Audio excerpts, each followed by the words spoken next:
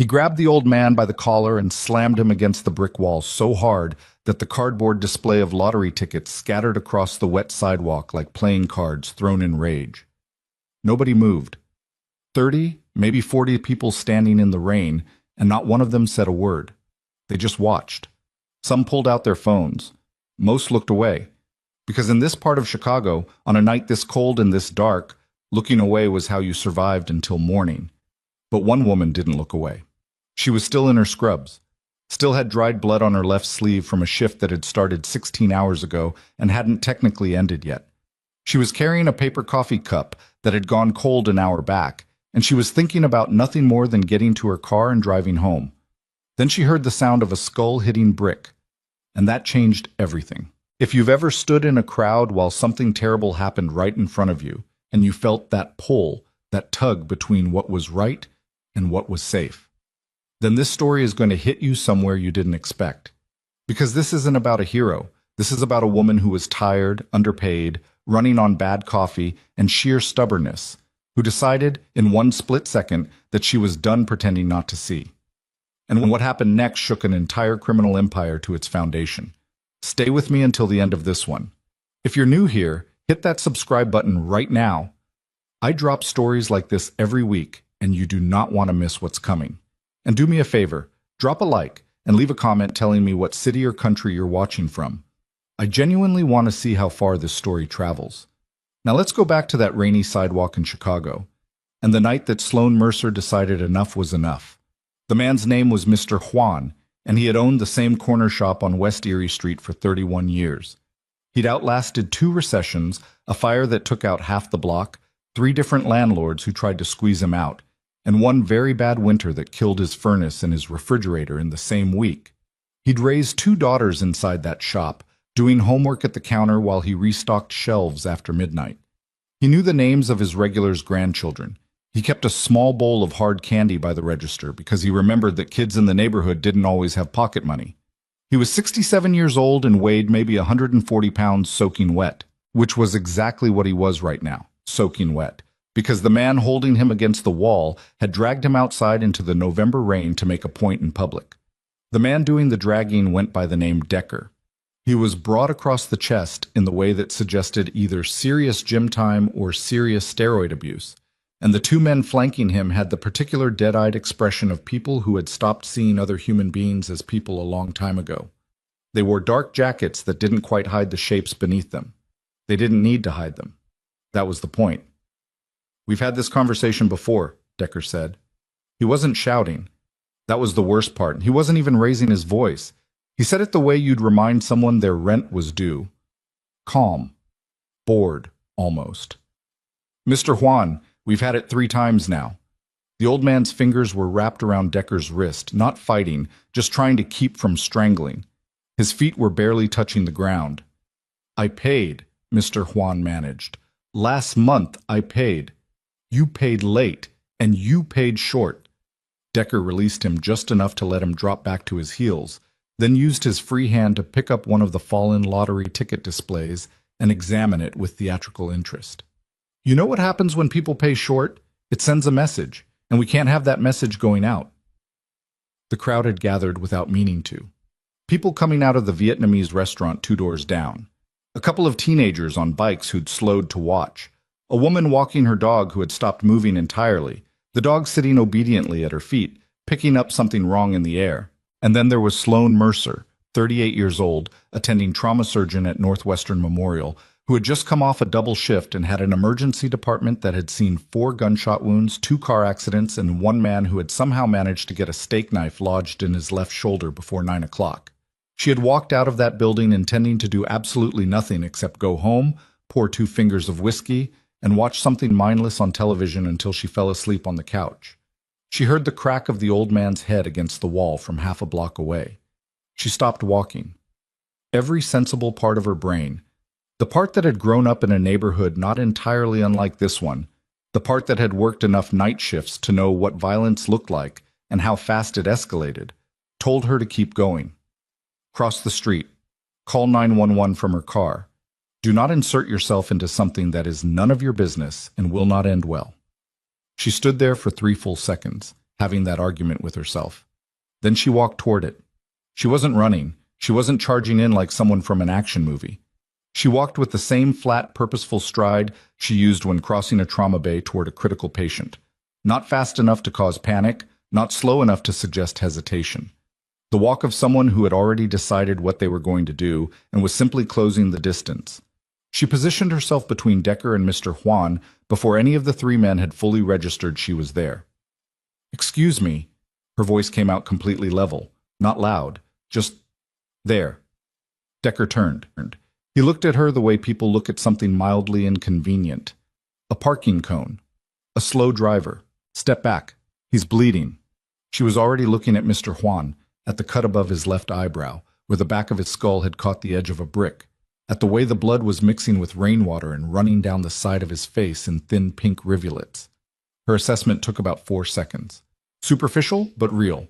Needed pressure. Maybe a stitch. "Sir, can you tell me what day it is?" "What?" Mr. Juan blinked at her, bewildered. "The day. Do you know what day it is?" "It's Wednesday." "Good. Any ringing in your ears?" "Lady." Decker stepped sideways, trying to break her eye line with Mr. Juan. "I said step back." Sloane reached into the side pocket of her scrub jacket and pulled out a folded square of sterile gauze. She always carried a few, habit from a decade of trauma work, and pressed it gently against the cut above Mr. Juan's eyebrow. "Hold that," she told him. "Firm pressure, don't wipe." Decker grabbed her shoulder and shoved. It wasn't a brutal shove, it was a warning shove. The kind designed to remind someone of their place in the physical hierarchy of the moment. The kind that usually worked. Sloane stumbled back 1 step, caught her balance, and looked at him. Then, and this was the part that people who were standing there that night would talk about for a long time afterward, she smiled. Not a nervous smile. Not a frightened smile. The kind of smile that meant something she wasn't saying out loud yet.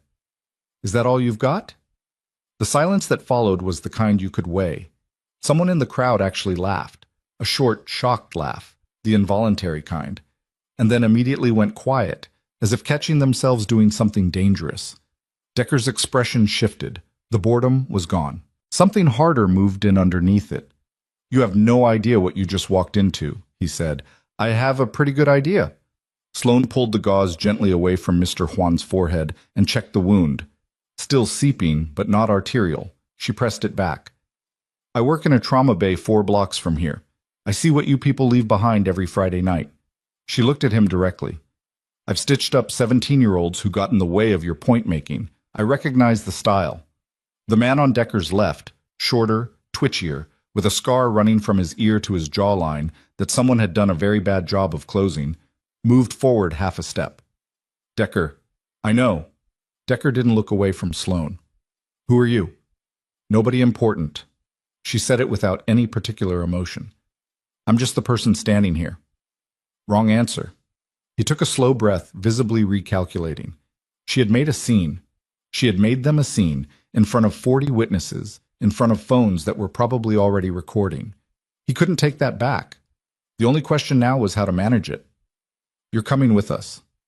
Sloane looked at him for a long moment. She looked at the 2 men behind him. She looked back at Mr. Juan, who had gone very still in the way frightened people go still when they are trying to make themselves smaller. She handed the old man a second piece of gauze from her pocket. "Keep pressure on that," she said quietly. "If the bleeding doesn't slow in 10 minutes, go to Northwestern. Ask for the ER. Tell them you need a primary closure. Tell them Dr. Mercer sent you." "Doctor," Mr. Juan started, "I'll be fine." She said it with a certainty she didn't entirely feel, but the certainty was for him, not for herself. Then she turned back to Decker and said, "Okay. Just okay." As if she were agreeing to a change in lunch plans. The man with the scar actually blinked, like he'd been expecting something else. Fear, probably. Begging, maybe. Not this. They walked her to a black SUV idling at the curb. The interior smelled like cigarettes and something chemical underneath it. The kind of smell that specific vehicles carry when they've been used for specific purposes. Sloane sat in the middle of the back seat with a man on each side of her and Decker up front, and she looked out the rain-blurred window at the receding shape of West Erie Street and thought, with remarkable calmness, that she needed to think clearly and she needed to start right now. She had been afraid before. She knew what fear felt like. The physiological cascade, the cortisol spike, the way your hands wanted to shake if you let them. She had felt it in her first year of residency, when she had a patient bleeding out on the table and her attending had stepped out of the room, and she had been suddenly, completely alone with a dying human being and a decision she had 30 seconds to make. She had felt it. She had done the work anyway. That was the thing she'd learned. Fear wasn't the opposite of courage. Fear was just information. The question was what you did with the information. So she breathed, and she cataloged. 3 men. Decker was in charge, which meant he was the one whose ego was most engaged and therefore the most volatile. The man with the scar was a follower. He'd deferred to Decker 3 times in 2 minutes, which meant he'd do whatever the hierarchy told him. The third man, the driver, hadn't spoken at all, which could mean professional restraint or could mean limited initiative. She filed that away as useful. The SUV moved north. She tracked the turns with the methodical detachment of someone navigating by feel. 12 minutes later, they pulled into what had once been a warehouse district.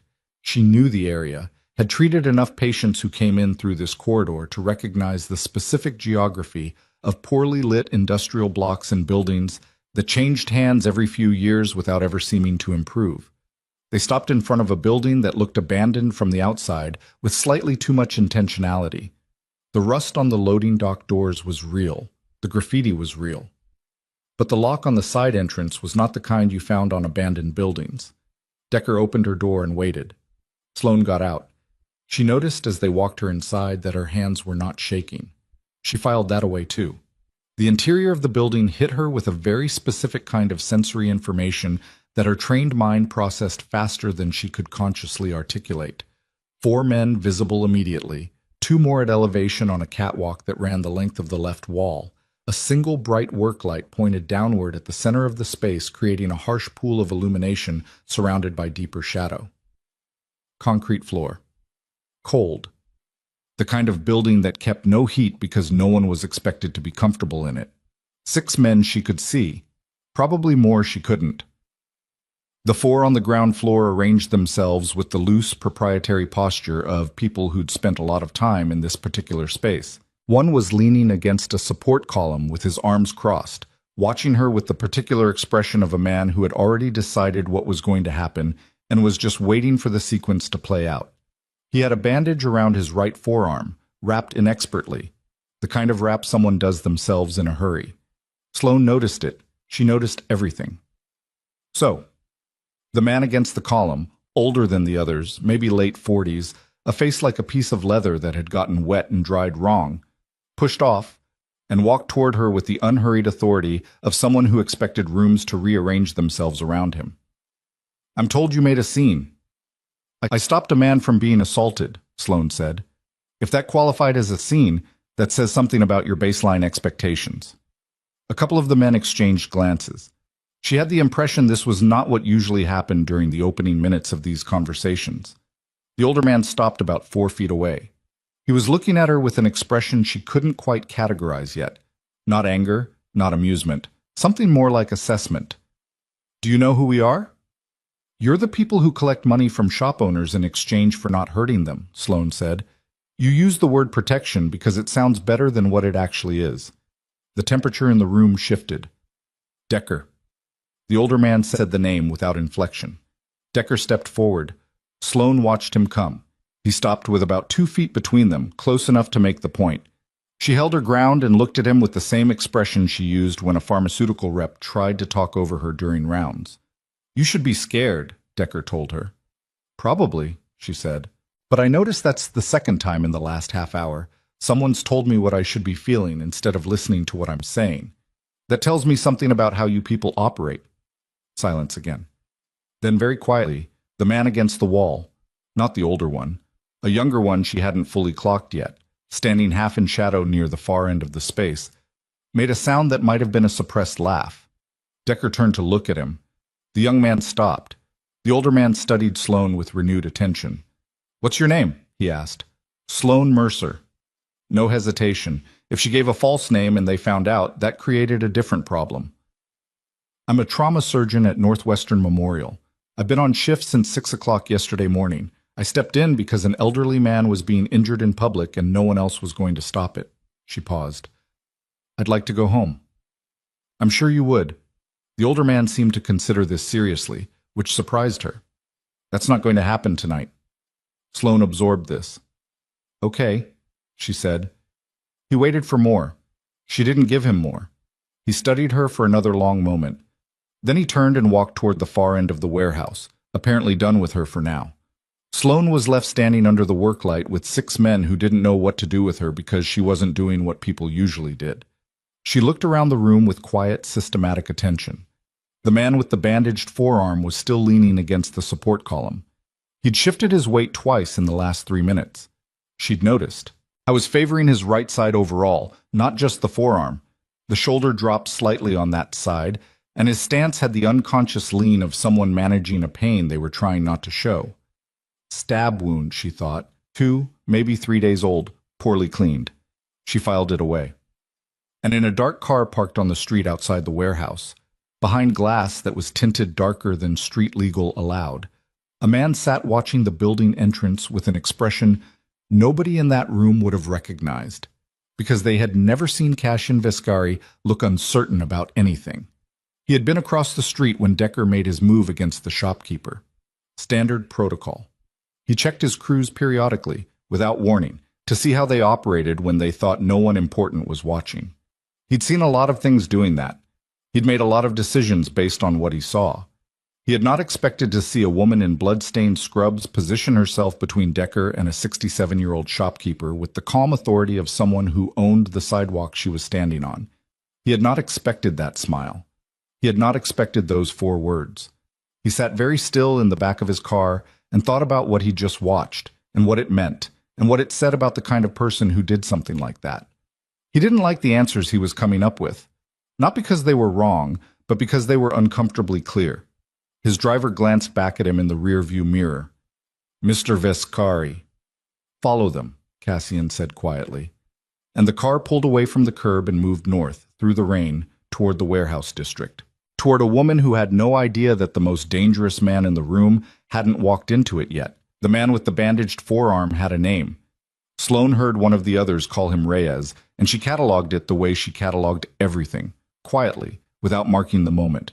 The way you learn to absorb information in a trauma bay when 6 things are happening at once, and you can't afford to look like you're paying attention to any single one of them. Reyes was getting worse. She could see it without needing to examine him. The subtle deterioration that her eye had been trained to catch across 15 years of emergency medicine, the slight glassiness behind the eyes that didn't quite belong to alertness, the way his breathing had grown incrementally shallower in the 40 minutes since she'd arrived. He was leaning harder on that column now, not dramatically, just a few degrees more than before, the kind of lean that happened when your body started quietly redistributing the effort of staying upright. He was running a fever. She was almost certain of it. Nobody else in the room had noticed. The older man, she still didn't have his name, had moved to the far end of the warehouse and was making a phone call, turned partly away from the room in the manner of someone accustomed to privacy in spaces that weren't private. 2 of the other men had drifted toward a battered folding table near the loading dock where a space heater glowed orange and a cardboard box of sandwiches sat open and largely ignored. The young man who had almost laughed was near the east wall, doing something on his phone with the studied nonchalance of someone trying to look like they weren't watching Sloane. Decker had not moved. I was standing approximately 8 feet away from her with his arms at his sides and his eyes on her face. And he had the specific quality of stillness that certain kinds of dangerous men have. Not relaxed stillness, but coiled stillness. The stillness of something with a hair trigger. You should sit down, he said. I'm fine standing. It wasn't a suggestion. Sloane looked at him. I've been on my feet for 19 hours. Standing is actually easier on my back at this point. His jaw tightened. I don't care about your back. I know. She said it without particular inflection. That's fine. The thing about Decker, she was learning, was that he was accustomed to a very specific kind of interaction. Targets who went small. Who apologized preemptively. Who tried to manage him with agreement and accommodation, working the angle of compliance the way you'd work a door that stuck. Careful, incremental, nothing that might break the handle. Her refusal to do any of that wasn't even aggressive. It was just absent. She wasn't defying him. She was simply failing to organize herself around his expectations.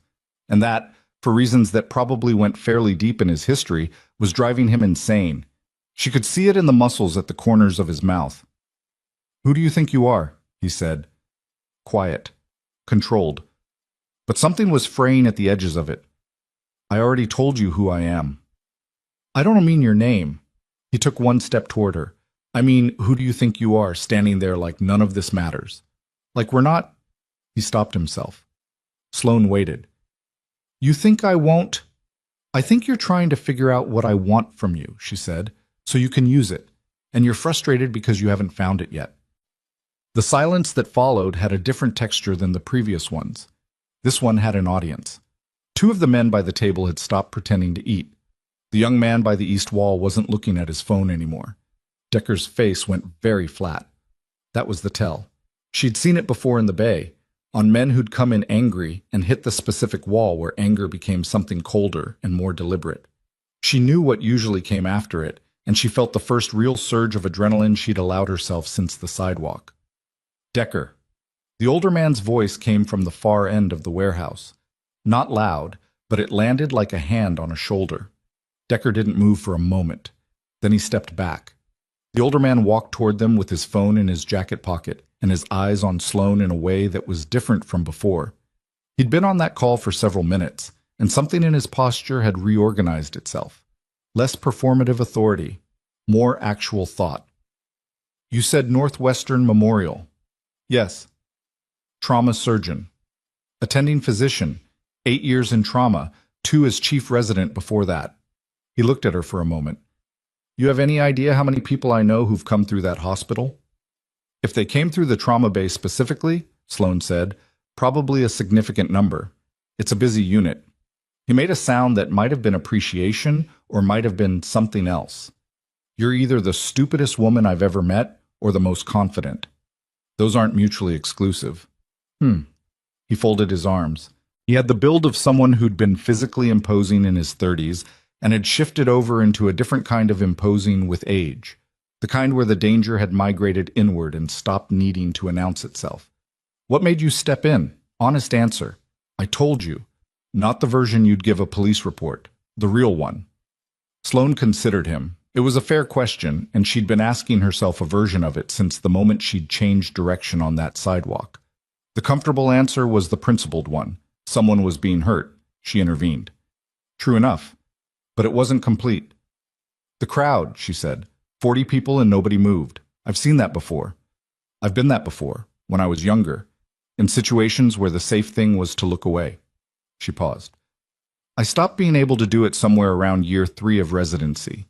You see enough of what happens to the people nobody stepped in for, and looking away stops being an option." Something crossed his face. Not softness. She didn't think this man had much left of that, but recognition of something.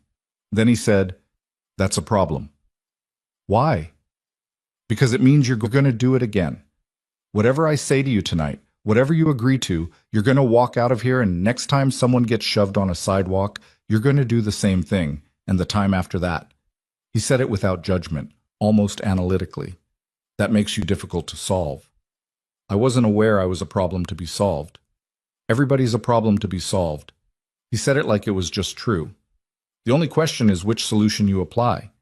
Reyes made a sound across the room. Nothing dramatic, just a sharp exhale followed by a suppressed grunt. And Sloane turned toward him before she was consciously aware of doing it. He had shifted his weight off the column and then immediately grabbed it back, and there was a thin sheen of sweat on his upper lip that had not been there 20 minutes ago. Her mind made 6 calculations in roughly 2 seconds. "Your man is septic," she said. The older man turned to look. "The wound on his forearm," Sloane said. "It's infected. The way he's been compensating all evening tells me it's not just the arm. The primary site is probably deeper. Shoulder, maybe." "When did he get hurt?" A beat of silence where several things happened at once. The men by the table straightened. Decker turned to look at Reyes, and the older man's jaw went slightly tight in a way that suggested this was not entirely new information, but was more advanced than anticipated. 3 days ago," said the young man by the east wall. He said it before he seemed to think about whether to say it, then caught himself and looked at Decker.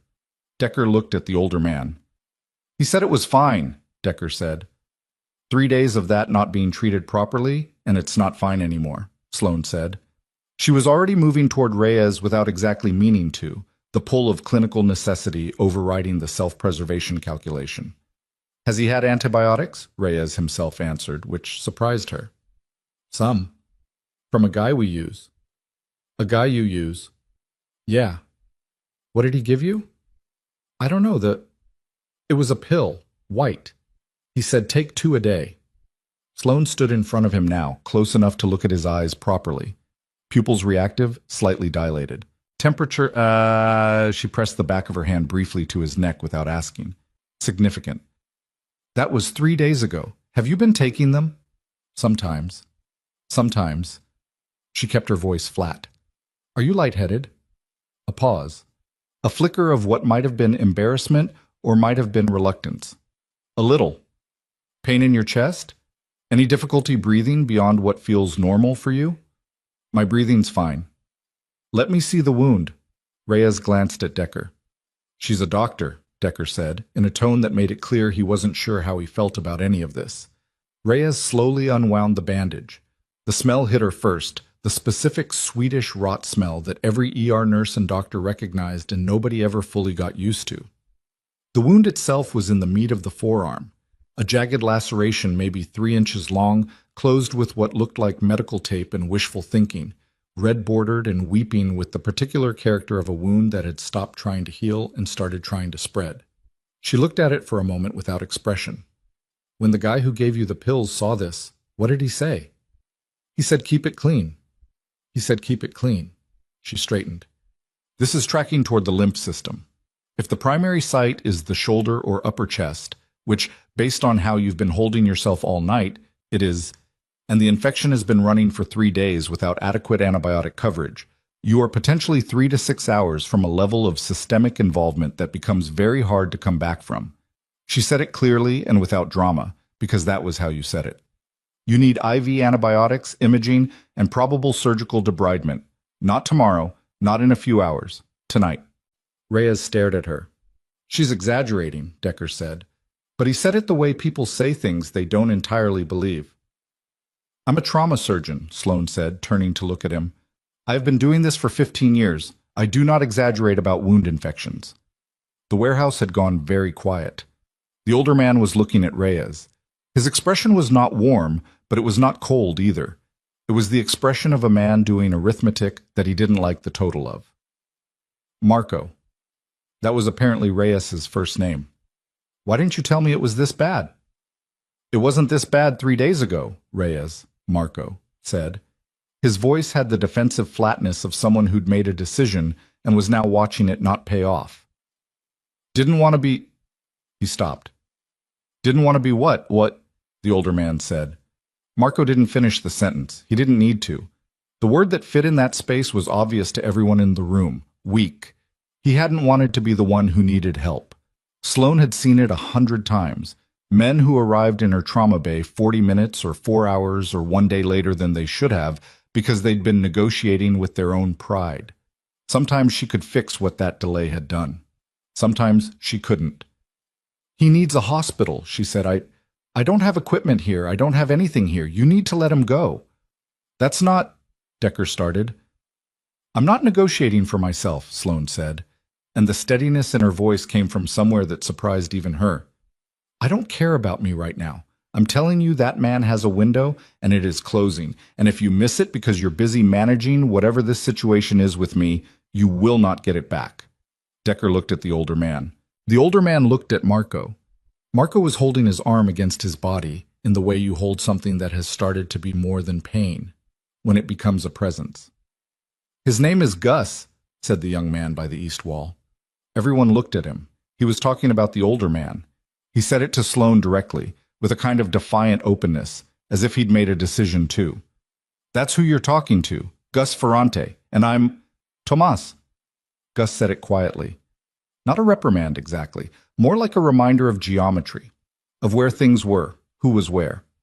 Tomas went quiet, but he didn't look away from Sloane. Gus Ferrante studied her for a long moment. The look of a man recalculating weight distribution in real time. If I let him go to a hospital, he said, there are questions.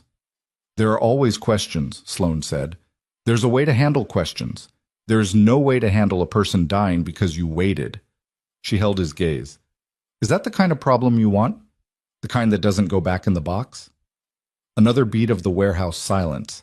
The particular silence of a place with no soft surfaces, where sound died on concrete and steel without echo. And that was the moment the door to the warehouse went in. Not opened. Went in. A massive metal-framed thing that had been the loading dock's side entrance, torn from the upper hinge by a force that should not have been possible from the outside, slamming down and inward with a sound like a car accident compressed into half a second. What followed was not chaos in the movie sense.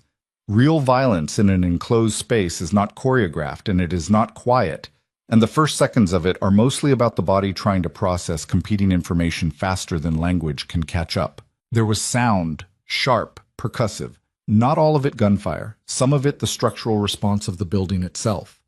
And there was movement, and there was the immediate physical reality of the floor shuddering under a concussive blast that came through the north wall, with enough force to knock the standing work light sideways and plunge half the warehouse into hard shadow.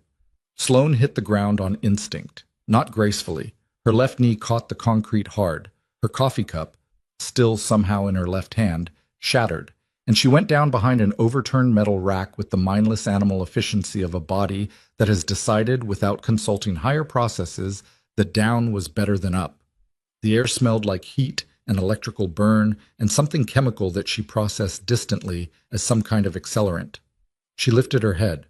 Gus Ferrante was against the near wall, a weapon in his hand that she hadn't seen him produce, moving with a fluid efficiency that made it clear this was not a new situation for him. Decker had gone right. Tomas, the young one, had tried to get to Marco and was on one knee behind the folding table, which had become a very inadequate shield. Marco was on the floor, not down from the blast, down from the wound. He'd gone to one knee and not been able to get back up, and in the confusion and the noise and the light shifting and restructuring itself every few seconds around the angle of whatever was burning at the north end, nobody else had noticed. Sloane noticed. She had no particular thought about it.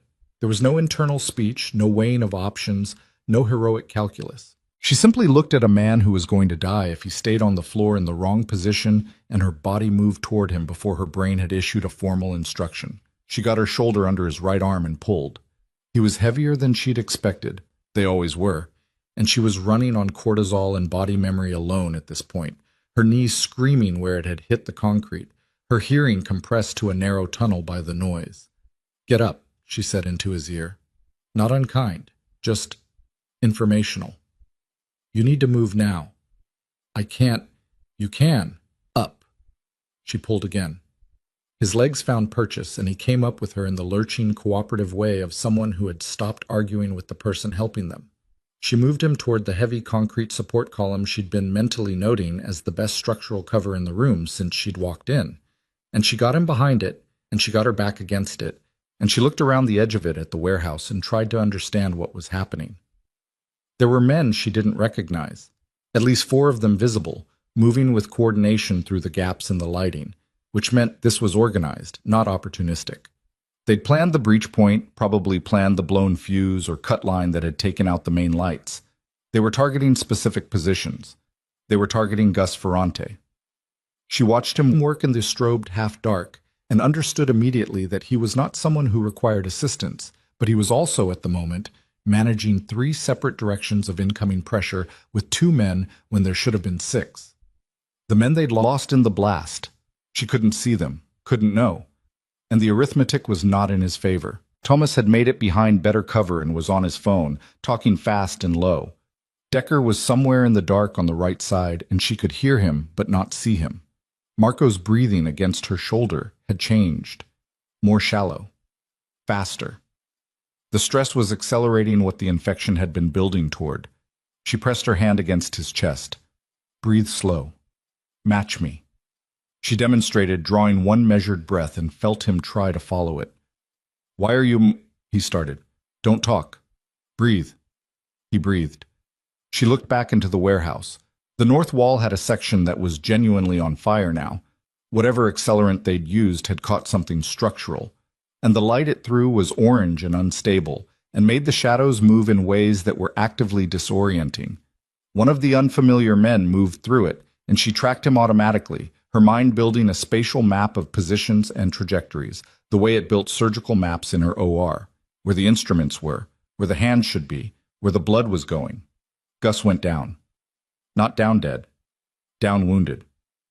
She could tell the difference across a room in bad light, and she had learned to make that assessment without letting herself feel what it meant until later. He hit the floor on one side and came up immediately on one arm, his left side compromised, and the man who had put him down was moving to close the distance. Tomas came out of cover with absolutely no tactical sense whatsoever and threw himself between Gus and the man who was closing in, which was the bravest and most structurally suicidal thing she had seen in a long time. And she watched the man's arm come up, and she heard herself say no out loud to nobody in particular. But the shot didn't come. The man who'd been closing on Gus stopped, went still. And from the shadow along the east wall, a part of the warehouse that had been apparently empty since the breach, a part that none of the attackers had cleared, a figure stepped forward. She could not see his face clearly in the shifting light. But the men who had come through the north wall could see him, and she watched them react to his presence the way you watched a group of people react to a specific sound, with the particular full-body recognition of something that changed the nature of the room they were in. He said nothing. He did not need to. Two of the four visible attackers actually stepped backward. Sloane held Marco against the column and looked at the man stepping out of the shadow of the east wall, and she thought, with a very strange and specific clarity, that's who they were afraid of when they came through that door. Not Ferrante. Not the men in this room. They came because they thought he wasn't here. Cassian Viscari had been standing in this warehouse for 11 minutes. She had not seen him come in. No one had seen him come in. He had entered through a service access panel on the eastern wall that wasn't on any visible inspection of the building's exterior, and he had stood in the shadow and watched, and she understood with a certainty that settled in her chest like cold water that he had been watching not just the breach, not just Ferrante's crew managing the incoming assault. He had been watching her.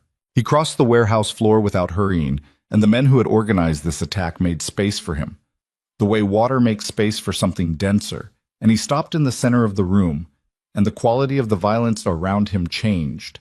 It didn't stop, but it reorganized itself, the way fire reorganizes around a break. He looked at Ferrante on the floor, at Tomas crouched over him, at the spreading shape of what Sloane could now identify as a lateral impact wound, left side, below the rib, and she was already calculating depth and likely trajectory from where she sat behind the column. She couldn't help it. It was as automatic as breathing. Then Cassian looked at the column. He looked at Marco, half collapsed against it with her shoulder under his arm. He looked at Sloane. He did not look at her with suspicion or with threat or with any of the things she'd been receiving since the sidewalk. He looked at her with something that was harder to categorize and harder, somehow, to stand under. "Can you help him?" he said, meaning Ferrante. Sloane looked across the warehouse at Gus Ferrante, who was being held upright by a 20-year-old with no tactical sense and a great deal of nerve, who was pressing his hand to his own side with the focused determination of a man trying to argue with physics. She looked at Cassian. "I need light," she said, "and I need someone to hold what I tell them to hold and not ask questions." He held her gaze for one more second. Then he turned and spoke 2 words to Tomas, and Tomas pulled out his phone and turned the flashlight on and crossed the room to where Sloane was already moving out from behind the column, already leaving Marco braced against the concrete, already moving toward the man who needed her most right now, crossing a floor covered in broken glass and spent casings, and the debris of a wall that was still, in one corner, quietly burning. She had no equipment. She had 2 pieces of folded gauze, a pen, her hands, and 15 years of knowing how to make something out of nothing. She knelt beside Gus Ferrante, and the light from Tomas's phone came down over her shoulder, and she looked at the wound, and she started to work. The wound was worse than it looked from across the room, which meant it was bad enough to matter. Sloane worked with Tomas's phone light coming over her left shoulder, and she worked the way she always worked under pressure, which was to say without any wasted motion, without any narration, without any of the running commentary that some surgeons use to manage their own anxiety. She had never been that kind of surgeon. She went quiet when it mattered. The noise came out later, usually alone in a car or a shower, and that was a system that had served her well for 15 years. Gus Ferrante was conscious, which was both helpful and not. Conscious meant she could ask him questions. It also meant he could feel everything she was doing, and Gus Ferrante was the kind of man who responded to pain by going very still and very controlled in a way that she recognized as more expensive than screaming. It cost more to maintain, burned through reserves faster, and created a specific kind of fragility she needed to manage around. "Stay with me," she said. "Not a question." "I'm with you." His voice was level. She gave him credit for that. "The entry point is clean. Lateral impact, didn't tumble on the way in, which is good. Means I'm dealing with a track, not fragmentation." She pressed the heel of her palm against the gauze she'd folded to 3 layers and applied to the exit side. "You're going to feel pressure." "I feel it." "Hold still." "I am holding still." "You moved." I breathed. "Then breathe smaller," she said. Tomas made a sound, not quite a laugh, but in the territory of one. Sloane didn't look up. The burning section of wall at the north end had mostly consumed itself.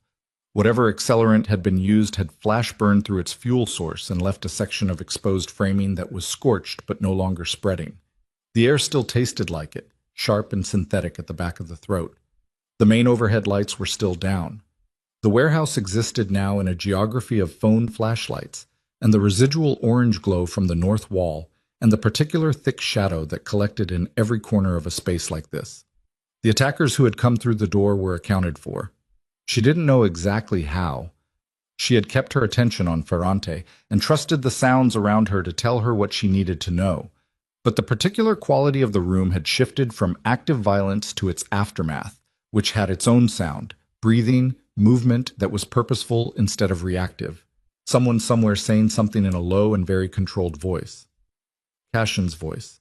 She could hear him but not quite make out the words. I was dealing with something at the far end of the space, and he was doing it with the specific cadence of someone issuing instructions that would be followed without question, which left the section of floor immediately around Ferrante to her and Tomas and 2 of the crew who had materialized from wherever they'd been during the fight and now hovered at a respectful and useless distance. "I need something to bind this with," she said. "Fabric, clean as you can find. Jacket lining, if nothing else." One of the hovering men pulled off his outer jacket without a word and handed it to her. She looked at the lining, synthetic, but tight-woven and uncontaminated by anything visible. She worked the inner seam with her fingers until a section gave way and tore cleanly, and she folded it into a long compress and began binding it against the layers of gauze already in place. "This is stabilizing," she said to Ferrante directly, because she believed in telling patients the truth of their situation in real time. "Not fixed, stabilizing. You need imaging, and you need a proper closure, and you need it within the next few hours. This holds you until we can get you somewhere that can do those things." "Noted," Ferrante said. His color was wrong, she could see it even in the phone light, but his eyes were focused. "Do you have a doctor? Someone who can actually treat this properly?" A pause. "We have resources. I'm going to need you to use them tonight." She tied off the compress. "Not tomorrow, tonight." He looked at her for a moment with an expression she couldn't fully read. Then he said, "Why are you doing this?" "You asked me that already." "Gus did." His voice was lower now, more carefully managed. "I'm asking." She sat back on her heels and looked at him. "Because you're injured and I'm a doctor, and those are the only 2 facts that matter right now." He held her gaze. "That's not the whole answer."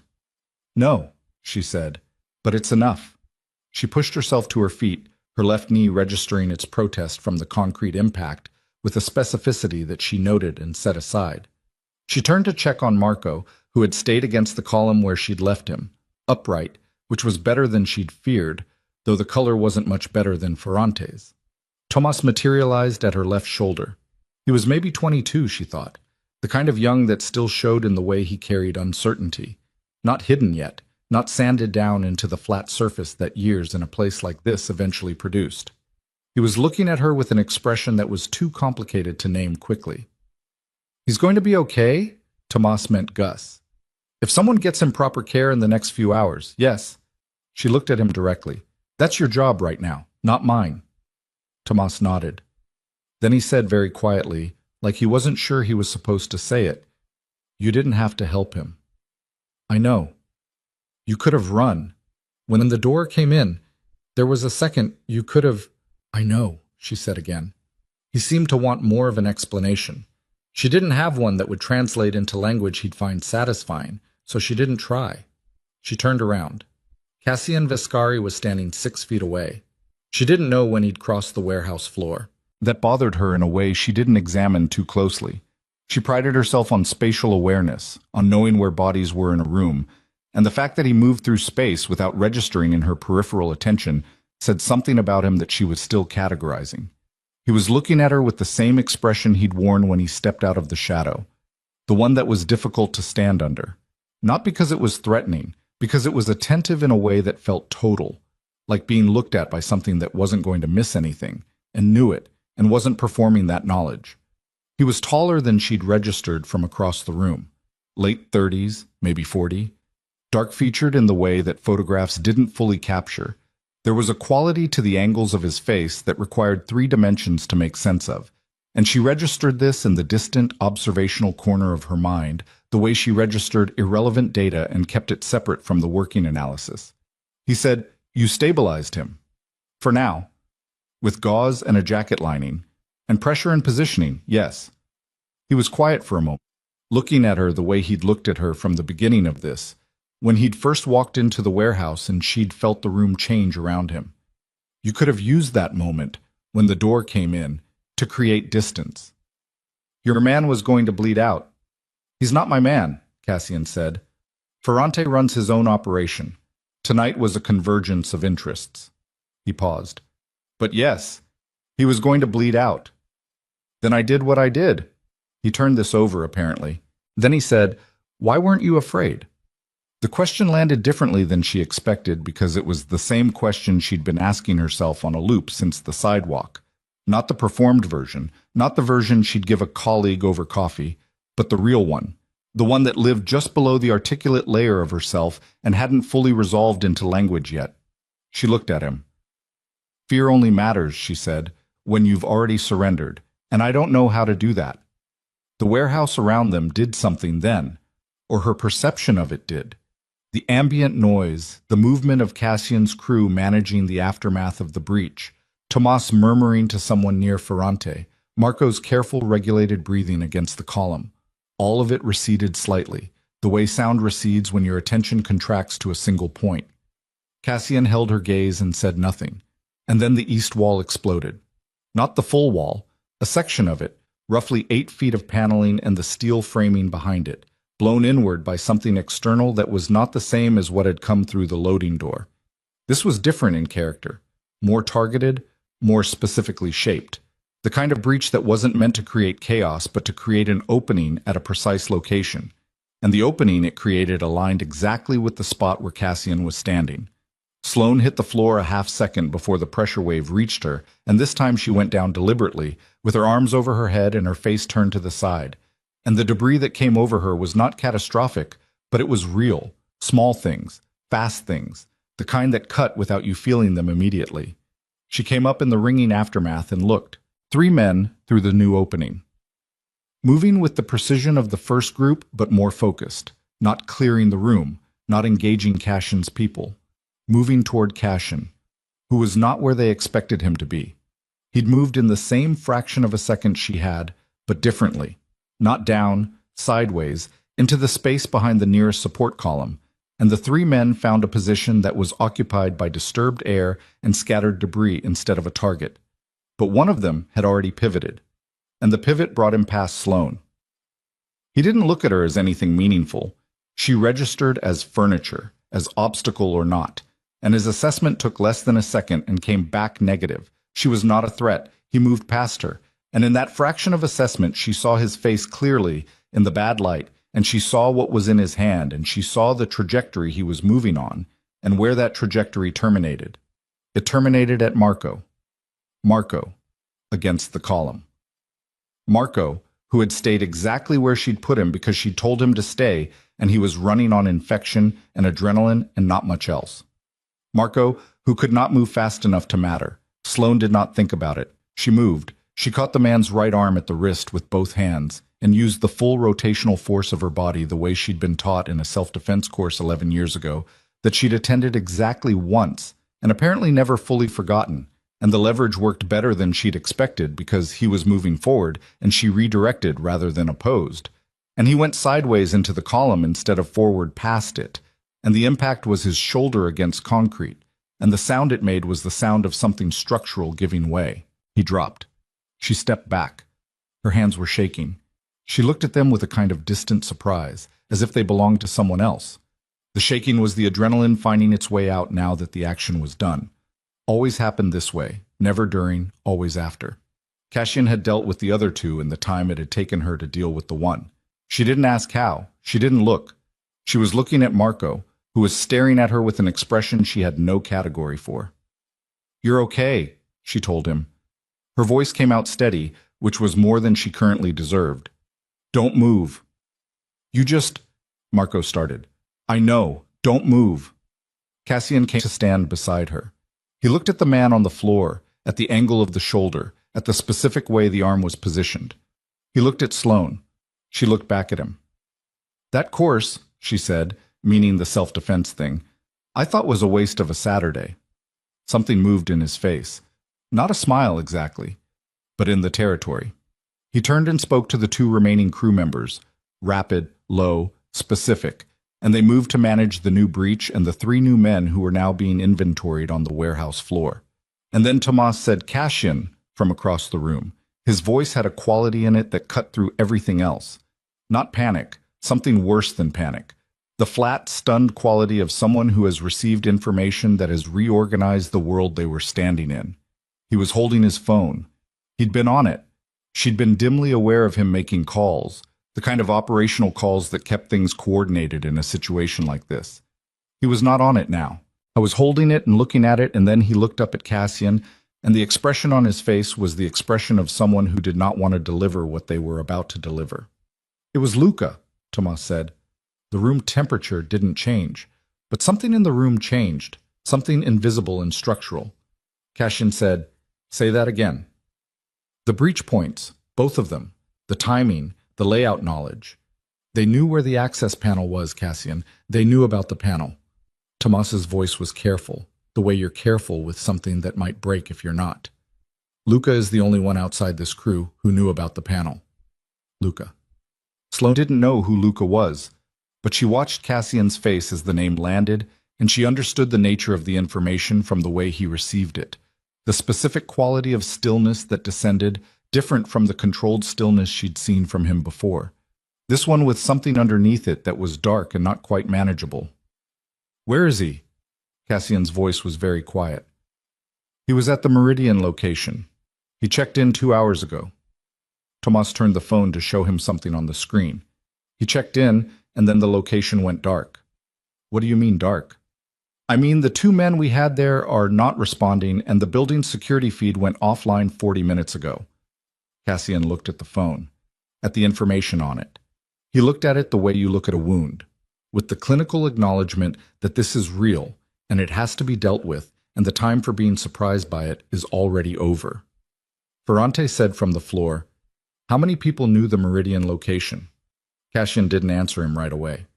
Ferrante said it again. "Cassian, how many people?" "4, Cassian said, "including Luca." "Then you know what that means." "I know what it means." Sloane was watching this and cataloging it, and she was doing the thing she did in the trauma bay when multiple critical pieces of information arrived simultaneously, building the picture not from each piece individually, but from the spaces between them, from what each piece implied about the others. Luca was someone Cassian trusted. The access panel information was specific and structural, the kind of thing you didn't accidentally know, the kind of thing that had to be deliberately passed. The Meridian location housed something important enough that 2 men had been eliminated and a security system cut to access it. And the timing of both attacks, the loading door breach and the east wall breach, was coordinated in a way that required knowledge of the warehouse's interior geography. This was not an outside job. This was not a rival syndicate making a blind move based on rumor and opportunity. Someone had handed them the blueprint. "What's at Meridian?" she asked. Several people looked at her. She looked back at them without particular self-consciousness. It was a relevant question. Cassian looked at her for a moment. Then he looked at Tomas. "Show her," he said. Tomas blinked. "Cassian, show her." Tomas turned the phone toward her slowly, like he was still not fully convinced this was the right call. The screen showed a building schematic overlaid with a satellite image. A mid-sized commercial building, anonymous exterior, somewhere in what looked like the warehouse district's northern edge. Markers on the schematic. She looked at the markers and understood, in a general way, what they represented. Not product, not money, personnel. "Those are people," she said. "Yes," Cassian said. "Your people. Some of them." He paused. "Some of them are not mine. Some of them are civilians. People who needed somewhere to be for reasons that are complicated and not relevant to right now." She looked at him. "Protected people," he said. And the way he said it was not comfortable. It was the way you say something true that you've never been required to say out loud before, and the saying of it changes its shape slightly. "How many?" 11, plus the 2 guards who are not responding. Sloane looked at the schematic. She looked at the markers. She looked at Cassian, and she saw something in his face that she had not seen there before. Not the controlled assessment, not the authority that reorganized rooms around it. Something unguarded, something that lived underneath the other things, and was showing through a crack that the news about Luca had made. "They're running out of time," he said. It was not a question. If whoever went into that building intended harm, yes. She kept her voice flat because that was how you managed your own response to a situation. You stayed in the clinical register until you could afford to be otherwise. 11 people, compromised location, no security. Yes, they're running out of time. Gus Ferrante tried to sit up.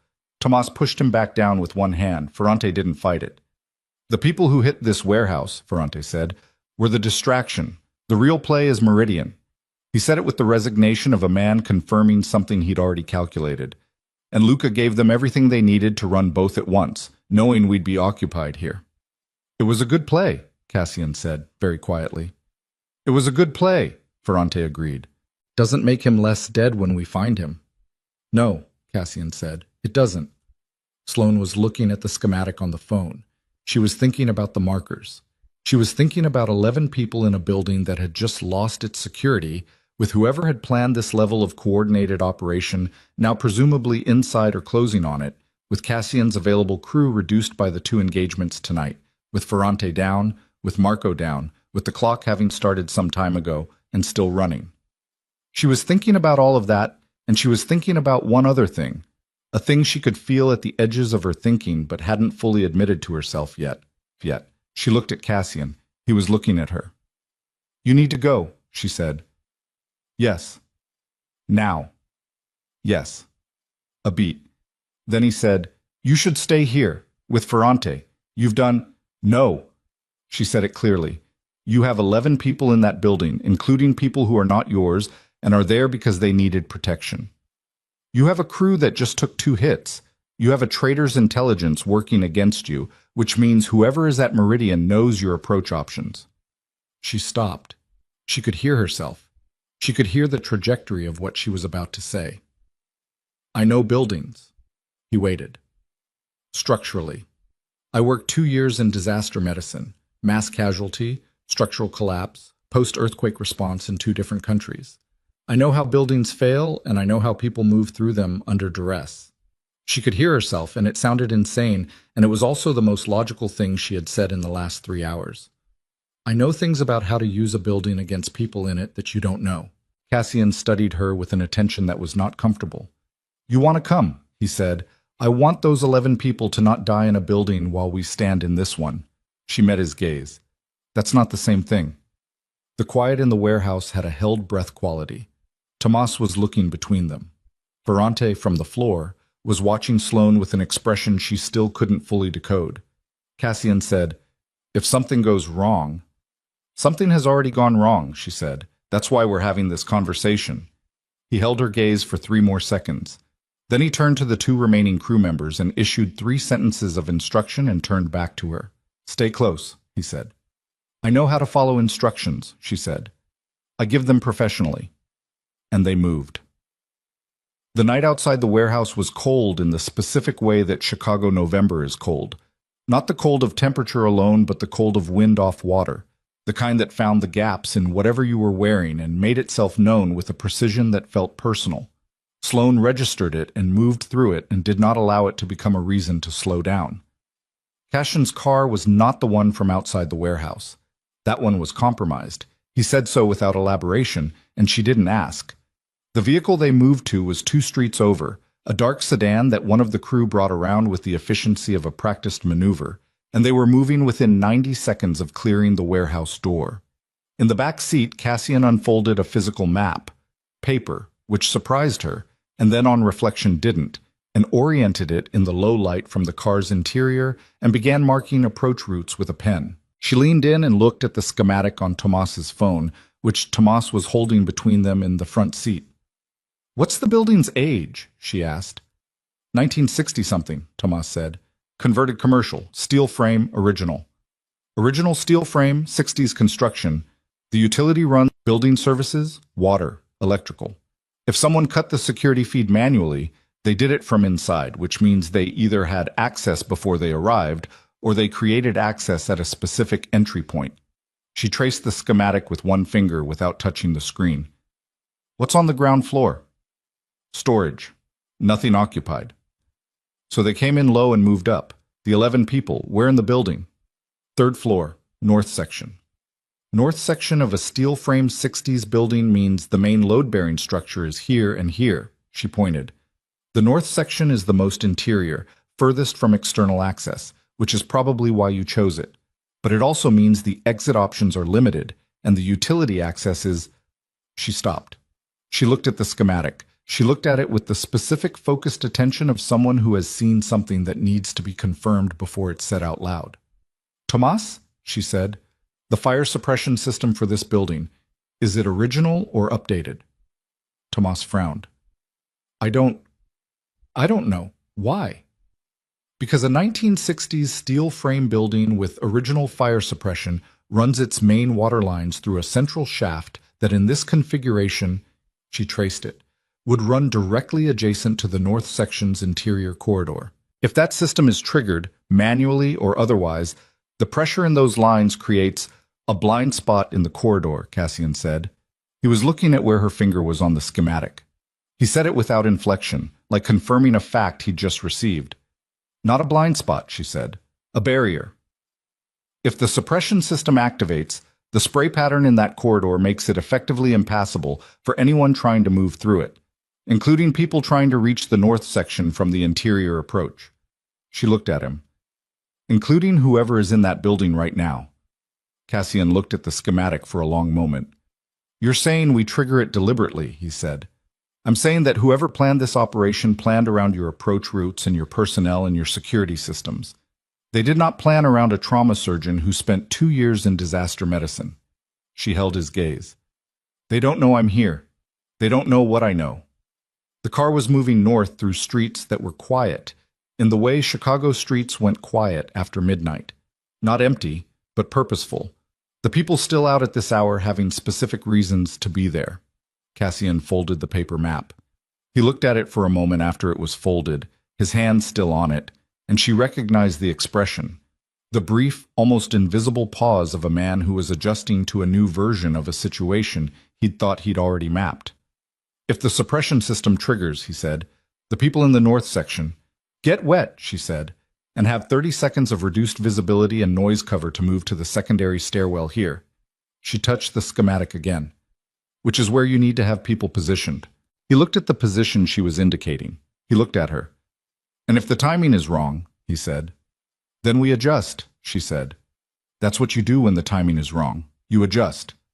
The car turned north and the warehouse district gave way to the particular mixed geography of the city's industrial residential border, and the Meridian building was 7 minutes away, and somewhere inside it 11 people were in a situation that had been designed from the start, designed around betrayal, around inside information, around the assumption that Cassian Vescari would be dealing with a warehouse attack when the real move was made.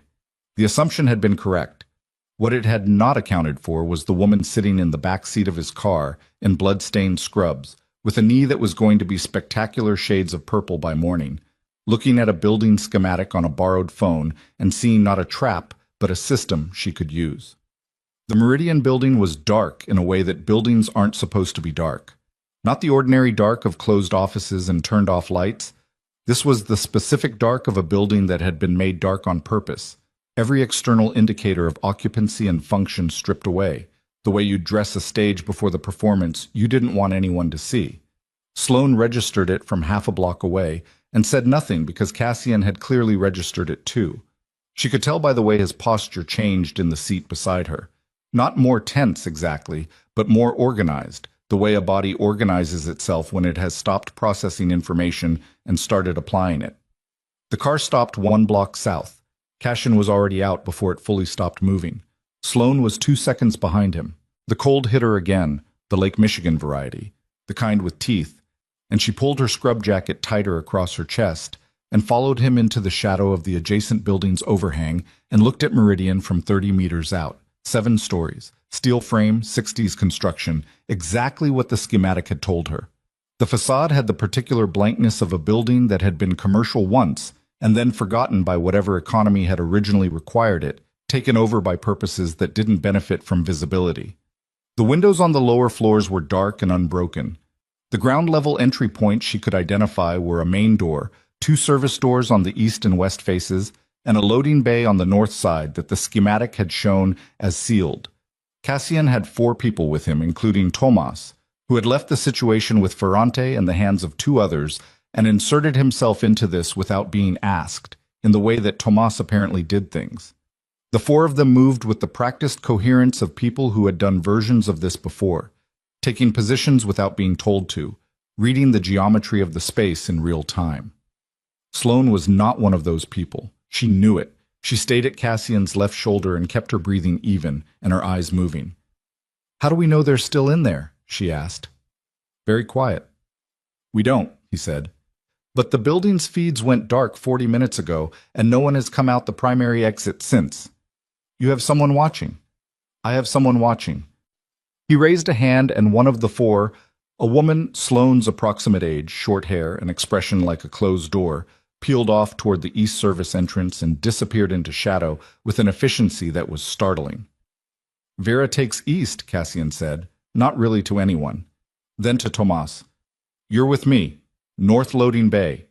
He looked at the remaining 2 men, one built like something industrial, one lean and fast in the way that suggested economy of motion was a habit, not an effort. "West service, hold the position, do not breach until—" "The suppression trigger," Sloane said. "You need to tell them what they're waiting for." Cassian looked at her, then at the 2 men. "When the suppression system activates, you have 30 seconds, and then you move, not before." They nodded and moved. Then it was Cassian and Tomas and Sloane moving north along the building's shadow line toward the loading bay. "The utility access for the suppression system," Cassian said, walking, not looking at her. "Where is it?" "Interior east wall, ground floor. In a building this age, it'll be a manual override panel. Red, usually marked because code required it even then. The question is whether they've put someone on it." "They'd need to know to put someone on it." "Yes. And they don't know about you." "No." He nodded once. It was the nod of someone updating a calculation, not of someone feeling reassured. The north loading bay was sealed the way the schematic had showed. Large rolling door, padlocked, the kind of lock that was industrial and serious, and also the kind she had watched Tomas open in approximately 4 seconds with a tool he produced from somewhere inside his jacket, with the practiced ease of someone who had done this particular thing enough times that it no longer registered as a skill. The door rolled up in silence, or near silence. There was a sound, a low metallic complaint from the track, and all 3 of them went still for a moment and waited to see if it mattered. Nothing moved inside. They went in. The ground floor of the Meridian building smelled like closed space and old concrete, and the particular dusty chemical smell of industrial cleaning products used infrequently and left to settle. The dark in here was total. No ambient light from windows, no residual glow from anything. Cassian had a small tactical light that he used at the lowest setting, pointing down, giving them enough to navigate without giving away their position from the exterior. Sloane oriented herself against the schematic she'd memorized in the car. East wall was to her right. The interior corridor ran north-south. The utility panel she needed was this way, she said. She moved before she fully decided to move, which was a pattern she was recognizing in herself tonight, and she acknowledged it and kept going. Cassian fell in behind her, which was a gesture of trust she was not going to examine in the current moment, because the current moment had other requirements. The east wall's interior surface was brick-clad over the steel frame, and she ran her right hand along it as she moved, feeling for the recessed section that would indicate the utility housing. The schematic had placed it roughly 60 feet from the north entrance. She counted steps. 40. 50. Her hand found the edge of a panel at 57. She stopped. The panel was steel, recessed maybe 2 inches into the wall, with a handle that required a quarter turn. Standard. She'd opened dozens of these in disaster response work. Different buildings, different cities, same basic infrastructure logic that hadn't changed since the 60s. Because if something works, you don't redesign it. Here, she said. Cassian was at her shoulder. He looked at the panel. He looked at her. When I trigger this, she said, keeping her voice barely above breath, you have 30 seconds before the spray saturates the third-floor north corridor. The people in the north section. They'll be moving before you trigger it, Cassian said. Tomas. Tomas already had his phone out, a text composed and unsent. He showed Cassian the screen. Cassian read it and nodded. Send it, he said. Tomas sent it. A message to someone on the third floor, someone inside, which meant someone who was with the 11 people Cassian had in there, someone with a working phone, which meant the people inside had some degree of preparedness for being contacted this way. She filed that away. They waited. 8 seconds. A return message. Tomas showed it to Cassian. Cassian showed it to Sloane. It said, understood. 4 of them, armed, corridor outside our door. 4 armed individuals between the north section and the secondary stairwell she'd identified on the schematic. 4 who were positioned in exactly the interior corridor that the suppression system would make impassable. 4 who did not know she was standing 40 feet below them with her hand on a utility panel. 30 seconds is enough? Cassian asked her, directly.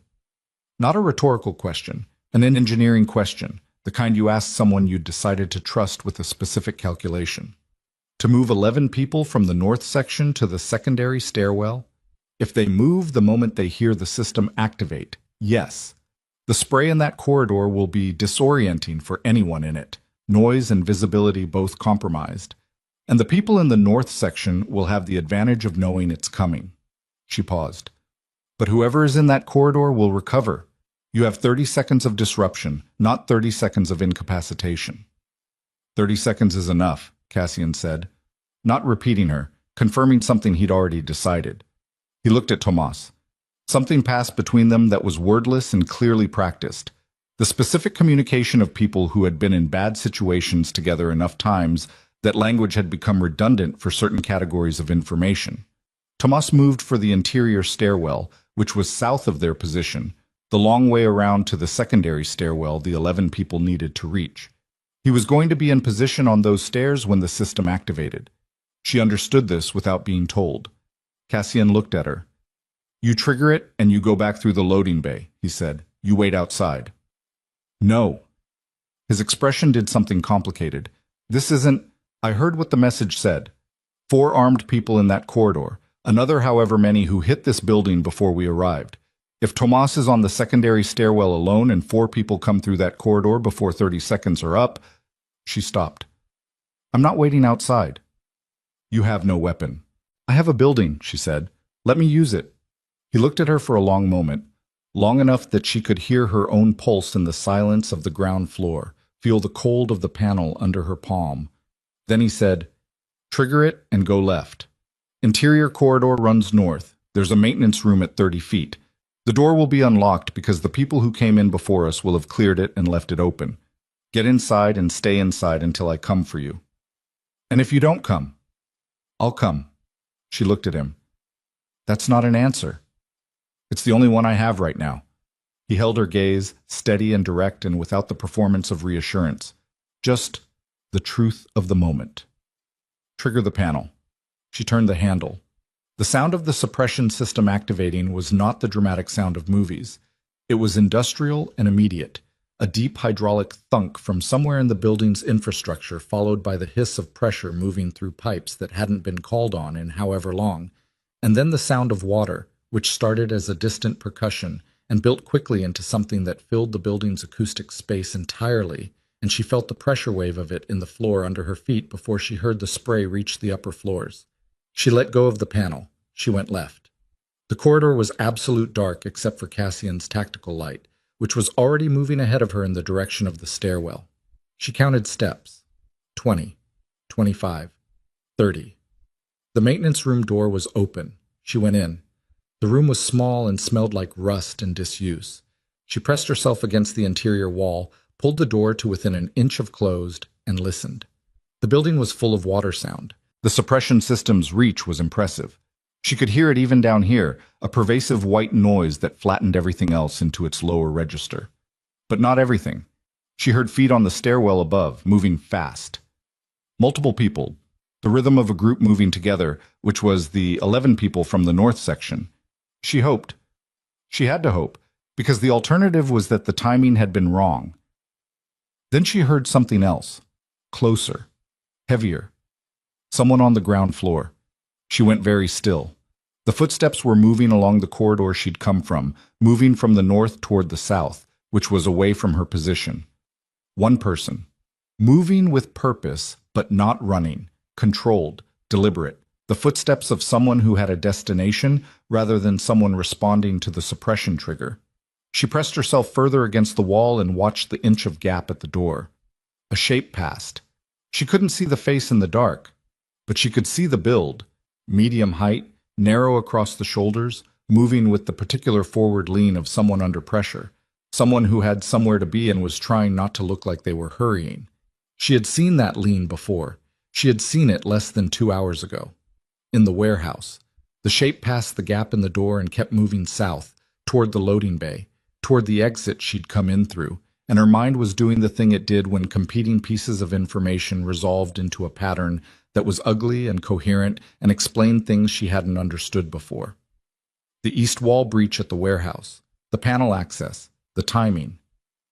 She thought about the word Tomas had said, Luca. She didn't know what Luca looked like, but she thought about Gus Ferrante on the warehouse floor, and she thought about the call Ferrante had been making when she'd been working on his wound, the low, careful voice at the far end of the space, and she thought about the moment, a moment she had registered and set aside and now retrieved, when Ferrante had looked at his phone and then looked not at Cassian but away from Cassian, and she thought about the geometry of a man who is not quite as wounded as he appears. She thought about that for approximately 2 seconds. Then she pushed the door open and moved. She went south, fast and quiet, following the shape she'd seen in the gap, and the maintenance room was 25 feet from the loading bay entrance, and she covered it in seconds and came around the corner of the loading bay entrance in time to see the shape crouched at the door, phone in hand, thumb moving across the screen. Sending something. She said, "Stop." The shape turned, in the low wash of ambient light from the loading bay's north-facing access. She could see him now, younger than she'd expected, mid-20s, a face that was currently doing something complicated between alarm and the specific blankness of someone switching registers fast. He was not holding a weapon. The phone was what was in his hand. The phone was the weapon. "Who are you?" she said. He stopped.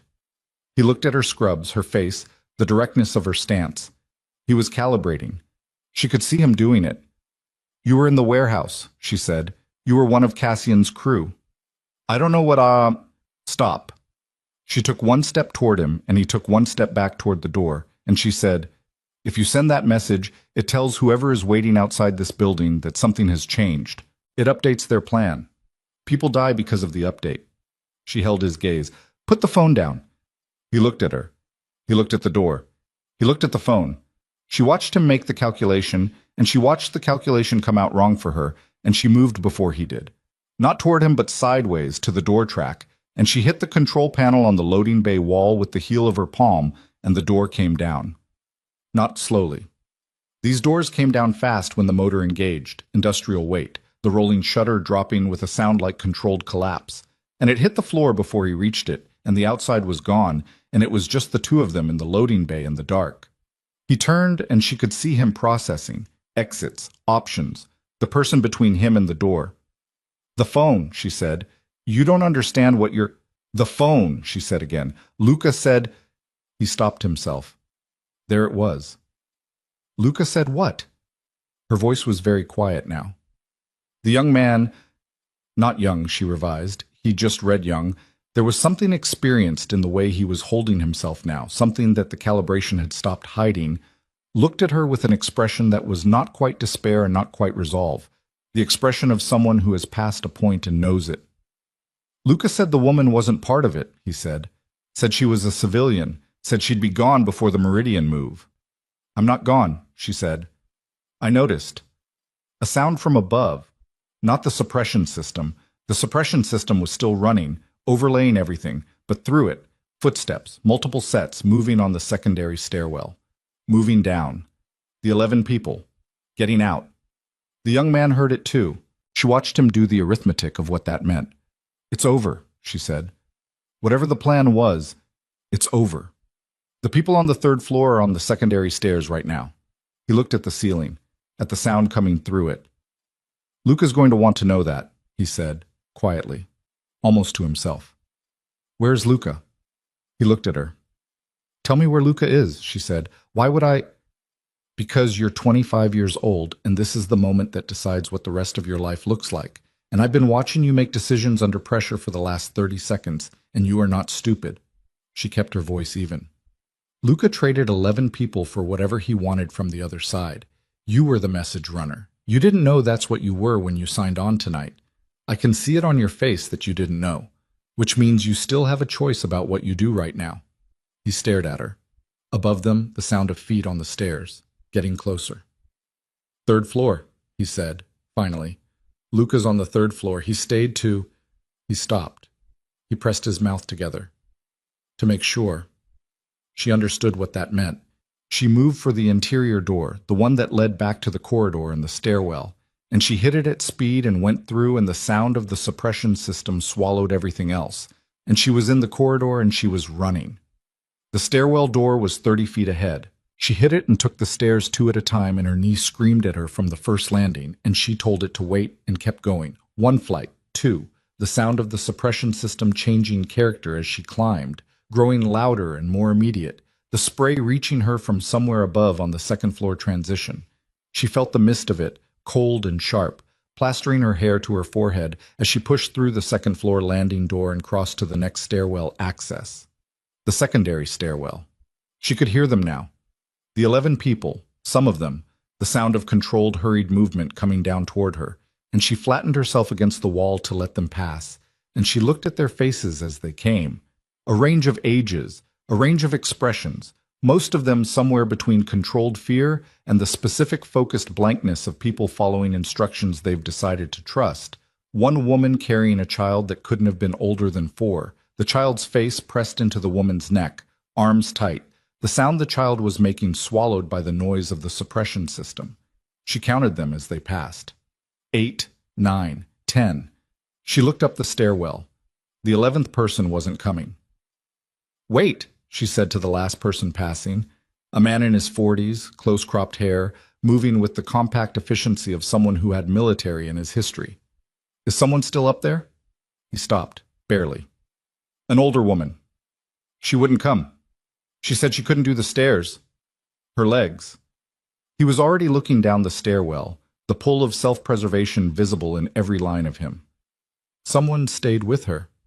Who stayed? I don't know. A young guy, one of Cassian's people. Tomas. She was already going up. The third floor. The suppression system spray on the third floor was not the movie's version of sprinklers. It was not a gentle overhead shower. It was a system under full industrial pressure that had been dormant long enough to have mineral deposits in the lines, and when it activated with the specific aggression of infrastructure that had been waiting, and the north corridor of the third floor was essentially a wall of water noise and limited visibility and the kind of thorough soaking that removed the concept of dry from the situation entirely. She came through the stairwell door onto the third floor, and the spray hit her immediately, her scrubs saturating in seconds, and she stood in it and looked down the corridor. The north section door was 40 feet ahead. It was open. Between her and the open door, three things. One, a woman of approximately 70, seated on the floor with her back against the corridor wall, legs extended, the expression on her face, the expression of someone who had made a decision and was keeping it. Two, Tomas, crouched beside her, his arm around her shoulders, saying something into her ear with the urgent intensity of someone who has been saying the same thing for the last 90 seconds and watching it not work. Three, two men blocking the corridor between her position and them. Not four, the message had said four. She did the arithmetic in a fraction of a second and understood. Two had gone with the exiting group, possibly neutralized, possibly waiting elsewhere. Two were here, standing in the suppression system's spray like they'd been planted there, soaked through and not moving, each of them with a weapon that the spray was making complicate but not impossible. They had seen her come through the stairwell door, and from the north section, from inside the open door 40 feet away, Luca came out. She knew it was Luca because she had seen Ferrante's face when Tomas said the name, and she had stored that as data without knowing why, and now she understood why. Luca was the kind of man whose face made people make expressions like Ferrante's. Late 30s, compact, with the specific quality of composure that was different from Cassian's. Cassian's composure came from whatever he was made of underneath, from something structural. Luca's came from the absence of something. He moved into the corridor and looked at the situation. The woman on the floor, Tomas, her standing at the stairwell door soaking wet in scrubs. And his expression organized itself with the unhurried precision of a man revising a plan in real time. "You're the doctor," he said, over the sound of the spray. "Yes." "You triggered the suppression system." "Yes." He processed this. "How did you know about the panel?" "I used to do disaster medicine." He blinked, once, which was the closest thing to surprise she'd seen on his face. Then something almost like appreciation moved through his expression and left without settling. "Inconvenient," he said. "I'm told that." "The people you helped move—" He gestured with the device in his hand, not a weapon, something that she recognized after a second's delay as a remote trigger of some kind. "They're in the secondary stairwell." "Yes." "Which means they're between the charges I set on the secondary stairwell and the ground floor." The sound of the spray filled the corridor. She looked at the device in his hand. She looked at Tomas, whose eyes had gone to the device the moment she looked at it, whose face had done something that she felt in her own chest like impact. She looked at the old woman on the floor, who had stopped looking at Tomas, and was now looking at Sloane with the calm, clear gaze of someone who has decided to see what happens next. "You set charges on the secondary stairwell," she said. Not a question. Saying it to make it real, to make it land in the present tense where it could be dealt with. "Standard contingency," Luca said. He said it without relish, which was almost worse than if he'd seemed to enjoy it. Just operational. If the primary extraction was compromised, the secondary needed to be closed. He paused. "I didn't anticipate the primary extraction being compromised by a trauma surgeon." 8 people are on that stairwell right now," she said. 10, Luca said. He was more precise than her count. "I know where everyone in this building is."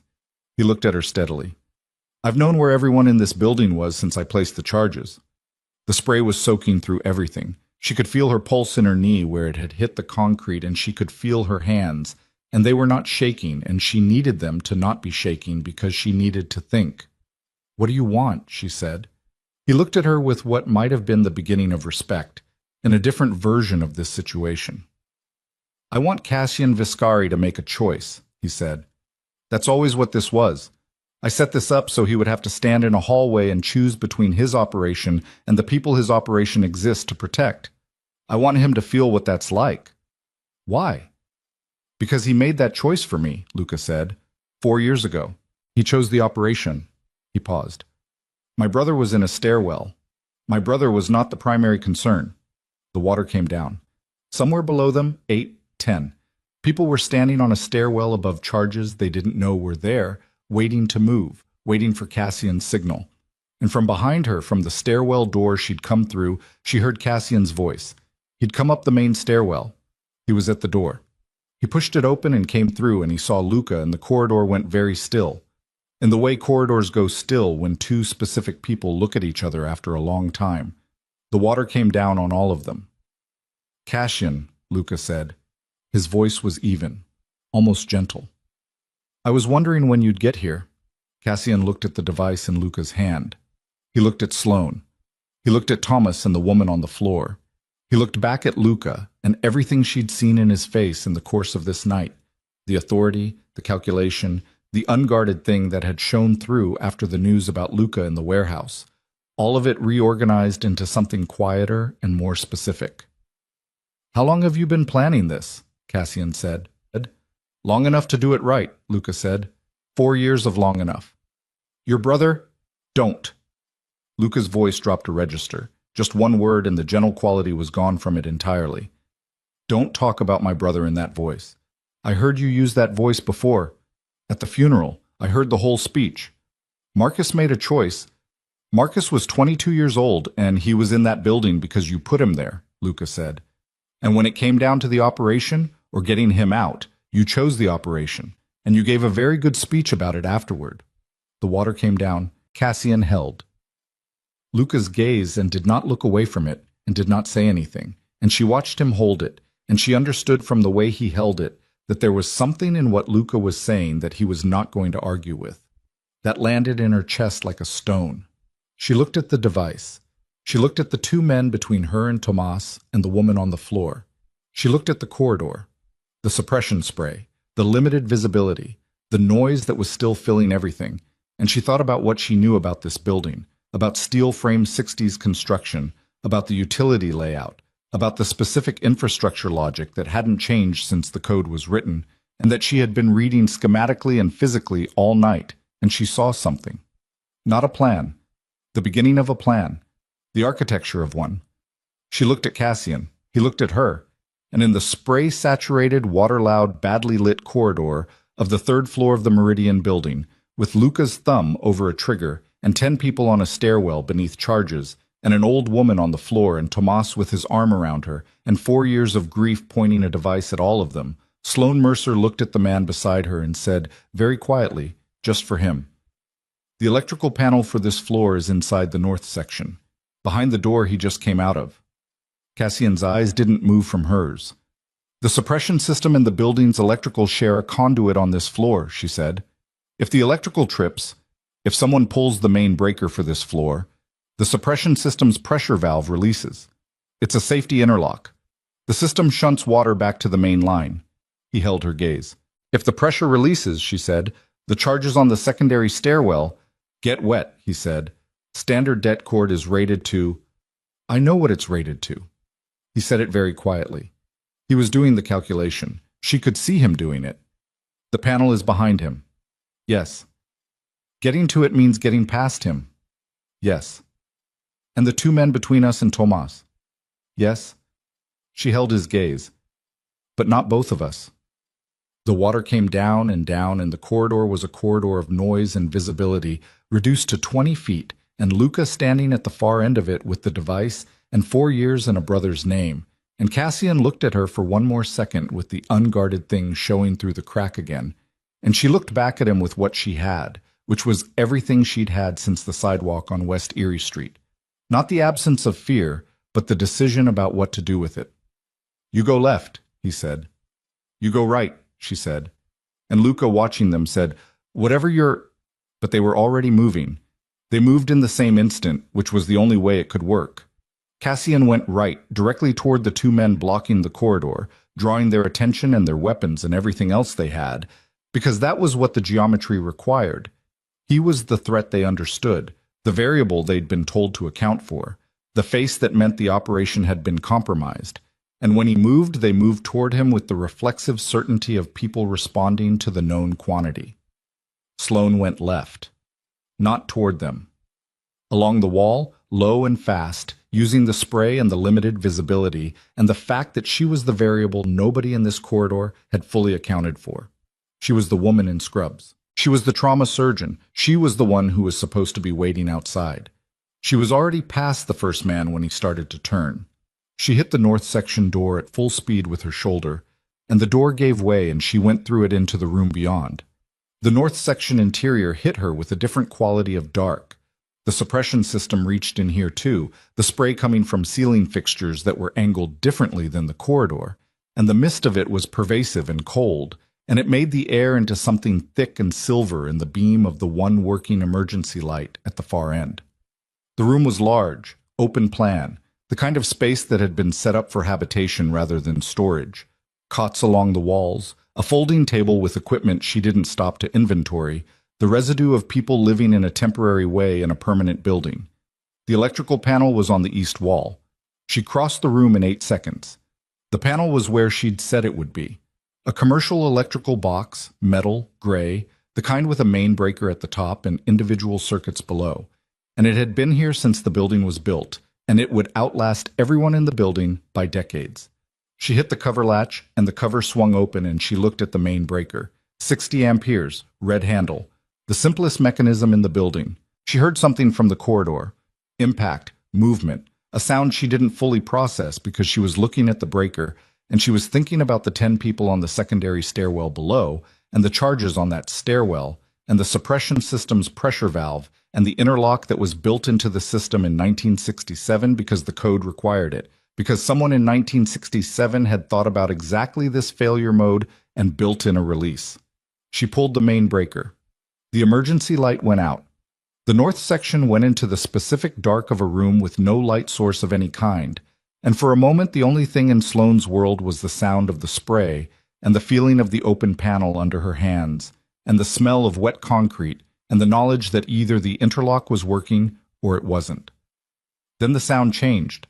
Not immediately, not dramatically. It changed the way a river changes when something upstream shifts. A gradual reorganization of pressure. The spray from the ceiling fixtures stuttering, losing urgency, going from full industrial output to something diminished, and then the hiss of the release valve somewhere in the building's infrastructure, a long mechanical exhalation, and the spray died. The suppression system dropped to silence. The silence was enormous.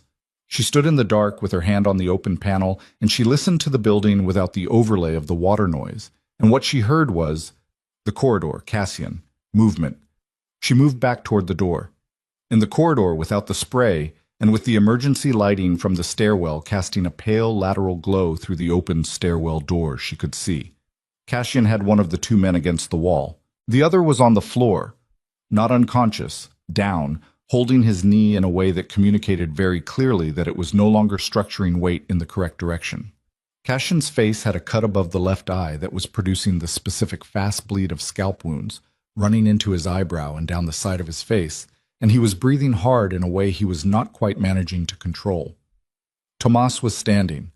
The old woman was still on the floor, but she was upright against the wall, and Tomas had stepped away from her and was positioned between her and the section of corridor where Luca was. And his positioning was the positioning of someone who has decided on a specific geometry and is holding it. Luca was looking at the device in his hand. He was looking at it the way you look at something that has stopped working. The flat, recalibrating look of someone whose plan has just changed shape in a way they weren't prepared for. The suppression system was down. The charges on the secondary stairwell were wet. And whatever trigger mechanism Luca had assembled for a system that required dry DEET cord had just become a device that did nothing except sit in his hand and tell him the story was different than he'd written it. "It's done," Sloane said from the north section doorway. Luca looked at her. His face was wet from the spray, his dark jacket saturated, his hair plastered to his forehead, and in the pale emergency light he looked younger than he had in the full dark of the corridor. Not older the way bad news usually aged a person, but stripped of something, the performance of composure washed away along with everything else. He looked at the device one more time, then he looked at Cassian. 4 years, he said. His voice was different from what it had been. Not broken. Just changed. The operational precision was gone. What was underneath it was simpler and worse. Cassian looked at him. His face had the blood from the scalp wound running down one side, and he didn't wipe it. "I know. Marcus was in that building for 6 hours before. I know. And you chose?" "Yes." Cassian said it without deflection, without the qualified language that people reach for when they are trying to be technically honest while escaping the full weight of what they did. Just, yes. I made the call. I chose the operation over getting him out. The corridor was very quiet. He was 22, Luca said. Yes. He trusted you. Yes. Luca looked at him for a long moment, holding the useless device, soaking wet on the third floor of a building he'd spent 4 years planning to use for exactly this moment. And the moment had arrived, and it hadn't given him what 4 years of planning had promised it would give him, and she could see that understanding arrive in his face in real time, which was the most brutal thing she'd seen all night. He's still dead, Luca said. Yes, Cassian said. He is. Tomas moved very slightly, just a shift of weight. Cassian raised one hand, not toward Luca, toward Tomas. And Tomas went still. What happens now? Luca said. Cassian looked at him for a moment that had real duration, real weight. Right now, nothing. Right now, we get the people on that stairwell moving, and we get Ferrante treated, and we deal with the men you brought into my building. He paused. And then we talk. Talking, Luca said. Flat. Talking, Cassian said. Unless you have a better option. Luca looked down at the device in his hand. He turned it over once. Then he set it carefully on the floor. Not dropped, set, with a precise deliberateness that was its own statement, and straightened up and looked at Cassian with the expression of a man who has exhausted the version of himself that knew what to do next. Tomas exhaled. She could hear it from where she was standing. She crossed the corridor to the old woman on the floor. "Can you put weight on your legs?" she asked. The old woman looked up at her. She had the kind of face that had been handsome for decades and had transitioned into something better than handsome. Specific, layered, the face of someone who had survived enough things to stop being surprised by them.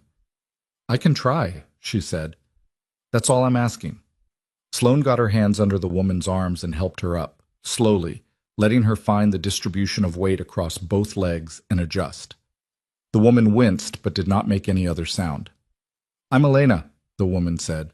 "Sloane. You're a doctor." "Yes." Elena looked at her with clear, dark eyes. "You're also completely soaked." "Yes," Sloane said. "So are you." Elena looked at her for another moment. Then she almost smiled. "Let's get out of this building," she said. They got out of the building. It took 20 minutes to account for everyone.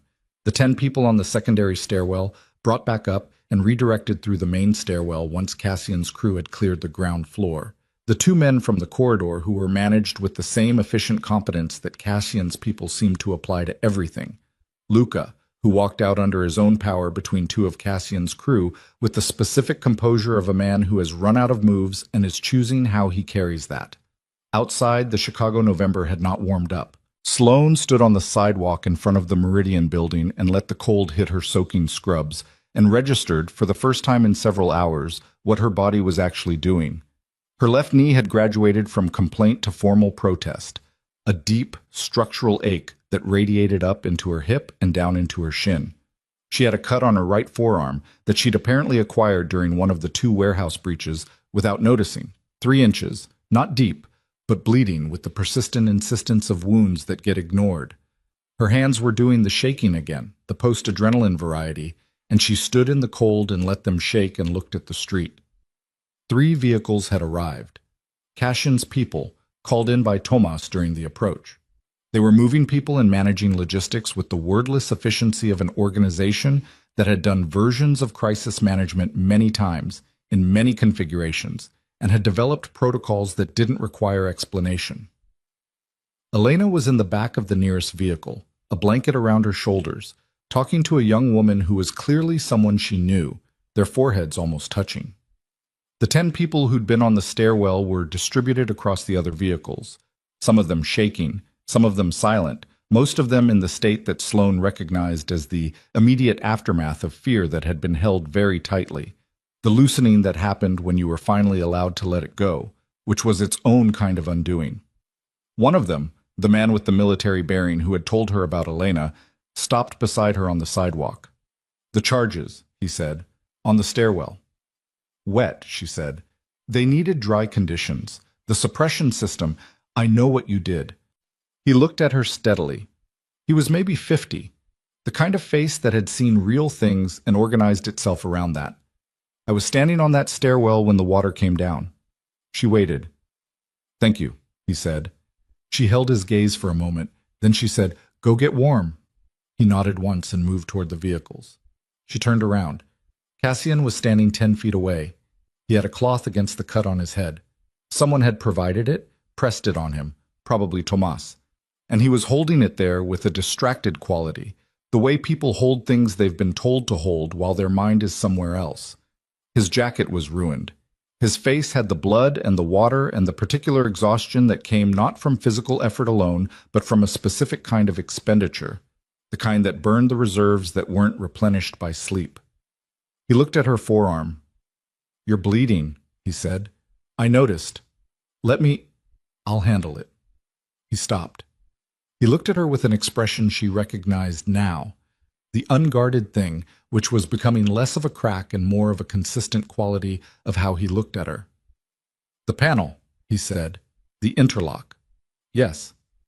How certain were you that it would work? She considered lying.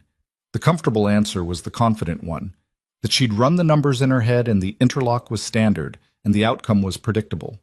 It would have been a satisfying answer. It would also have been incomplete. 70%, she said, maybe 75. The system was 60s construction. The interlock was designed for that generation of hardware, but I didn't know the maintenance history. He absorbed this. You went for it at 70%, he said. The alternative was letting 10 people stand on a stairwell above active charges. She held his gaze. 70% was the best number in the room. He was quiet for a moment. The cloth against his head was doing its job. The bleeding was slowing. He'd need a closure on it, maybe 3 stitches.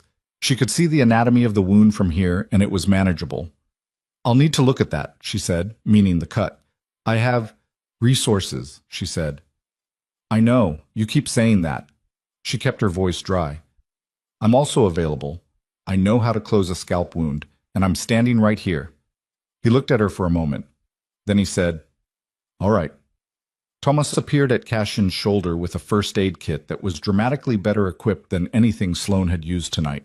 Actual suture material, actual antiseptic, actual medical tape. She looked at it and then looked at Tomas and he shrugged. We have resources, he said. I've been informed, she said. She worked on Cassian's scalp in the ambient light from the vehicles. 3 interrupted sutures, the same technique she'd used 10,000 times on foreheads in the trauma bay, and her hands had stopped shaking by the time she placed the first one. She worked close, and she worked quietly, and he held still with the practiced quality of someone accustomed to having wounds treated without making a thing of it. After the second suture, he said, without moving his head, Luca. What about him? What I told him in there. What I admitted. She placed the third suture, tied it, cut the tail. I was there. I know you were there. A pause. I need you to understand that the decision I made 4 years ago was still a decision, she said. He was quiet. A 22-year-old died because you chose the operation, she said. She said it without particular inflection, the way she said hard things to patients. Not to wound, not to perform toughness, but because clarity was a form of respect. You can explain the context, you can explain the constraints and the information you had, and the calculus you were doing in real time. All of that may be true. She pressed gauze against the closed wound and held it. It doesn't change what it was. No, he said, it doesn't. And Luca will be dealt with carefully, he said, not in the way you might be thinking. She looked at him. He was looking straight ahead, the way you looked when someone was working on your head, and movement was inadvisable.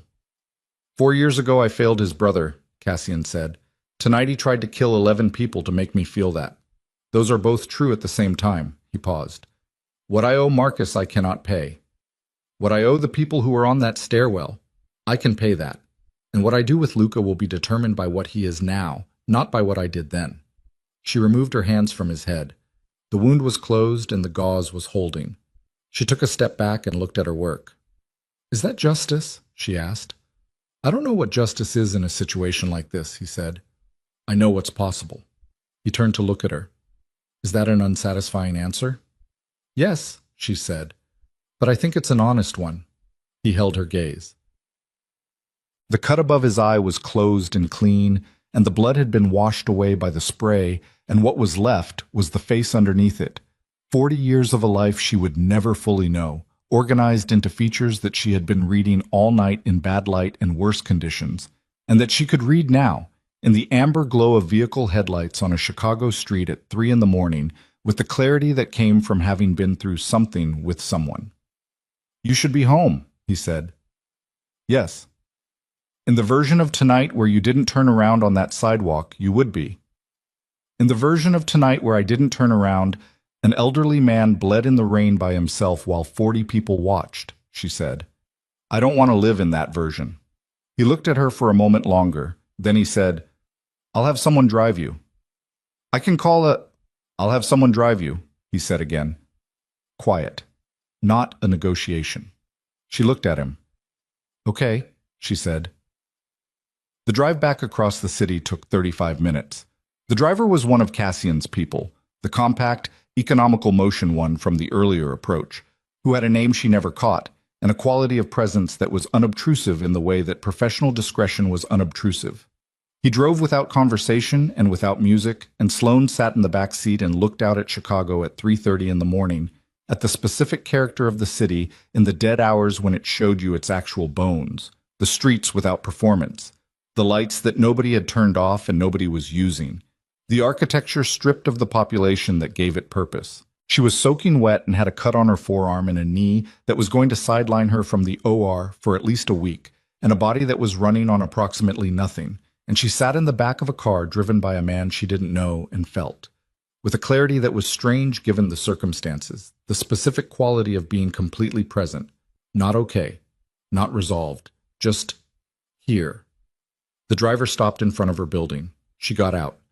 The cold hit her again, still personal, still Lake Michigan. She looked up at the building. The driver said nothing. She hadn't expected him to. She went inside. In her apartment, she stood in her kitchen for a while without turning on the overhead light, the ambient glow from the city coming through her windows, giving the room the quality of a space held in suspension. She put water on for coffee that she probably wouldn't drink. She looked at her hands, still, now, the shaking long since done. She thought about a few things. She thought about Mr. Juan, standing on the wet sidewalk with gauze pressed to his forehead, and about the specific way he'd looked at her when she said she'd be fine. The trust in it, and also the doubt, and also the choice he'd made to believe the one over the other.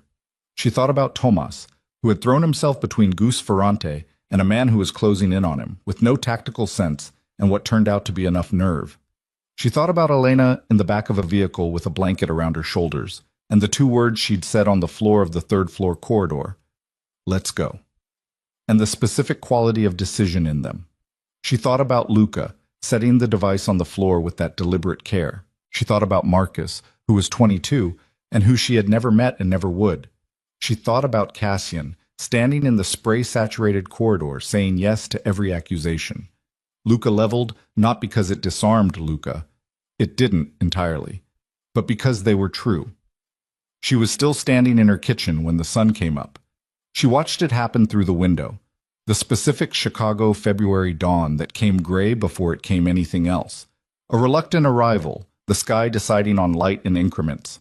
She watched it, and she held her coffee cup, and she thought about nothing in particular and everything at once, which was a mental state she recognized from the aftermath of very long shifts in the trauma bay, the mind sorting itself after sustained demand. She called the hospital at 7. "I need to speak to the charge nurse," she said. "It's Dr. Mercer." The charge nurse was a woman named Carol who had worked the trauma bay for 19 years and had seen more of what the city produced than almost anyone and had organized her responses accordingly, efficient, clear, and essentially unsurprisable. "You're supposed to be on at 9, Carol said. "I know, I need to push it. I have a knee issue." A pause. "How bad?" "Not surgical, but walking through a trauma bay for 8 hours is probably not what it needs today." "I'll pull in Hendricks." Another pause. "You all right?" Sloane considered the question. "I'll be in tomorrow," she said. "That's not what I asked." She looked at the dawn through the window. "Yeah," she said. "I'm all right." Carol made a sound that indicated she was accepting this for now and reserving the right to revisit it. "Get some rest," she said. "Drink water. and whatever the knee needs. Rice, Sloane said. You're telling a nurse what Rice stands for. Force of habit. Carol hung up. Sloane sat down at her kitchen table and drank the coffee, which had gone lukewarm, and let the morning arrive. 3 days passed. On the second day, she went back to work. The knee was better in the functional sense, still swollen, still sending up specific complaints when she stood too long, but manageable with compression and stubbornness, which were resources she had in sufficient supply. She did her shift. She was in the trauma bay for a knife wound at noon and a multi-vehicle accident at 4 and a child with a high fever at 7 who turned out not to be as critical as the paramedics had feared, which was the best kind of outcome. She stitched and assessed and instructed and moved through the day with the particular focus of work that had always been the most reliable geography she knew, the place where the requirements were clear and the metrics were honest and what you did either helped or it didn't, and you found out. On the evening of the third day, Carol appeared at her elbow during a quiet interval between cases and said, without preamble, "There's a man at the desk asking for you." Sloane looked up from the chart she was reviewing. "Patient?" "Not patient. He says he said to tell you it's about the neighborhood clinic."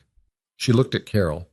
Carol looked back at her with the expression of someone who is not going to ask questions because she has calculated that she doesn't want the answers.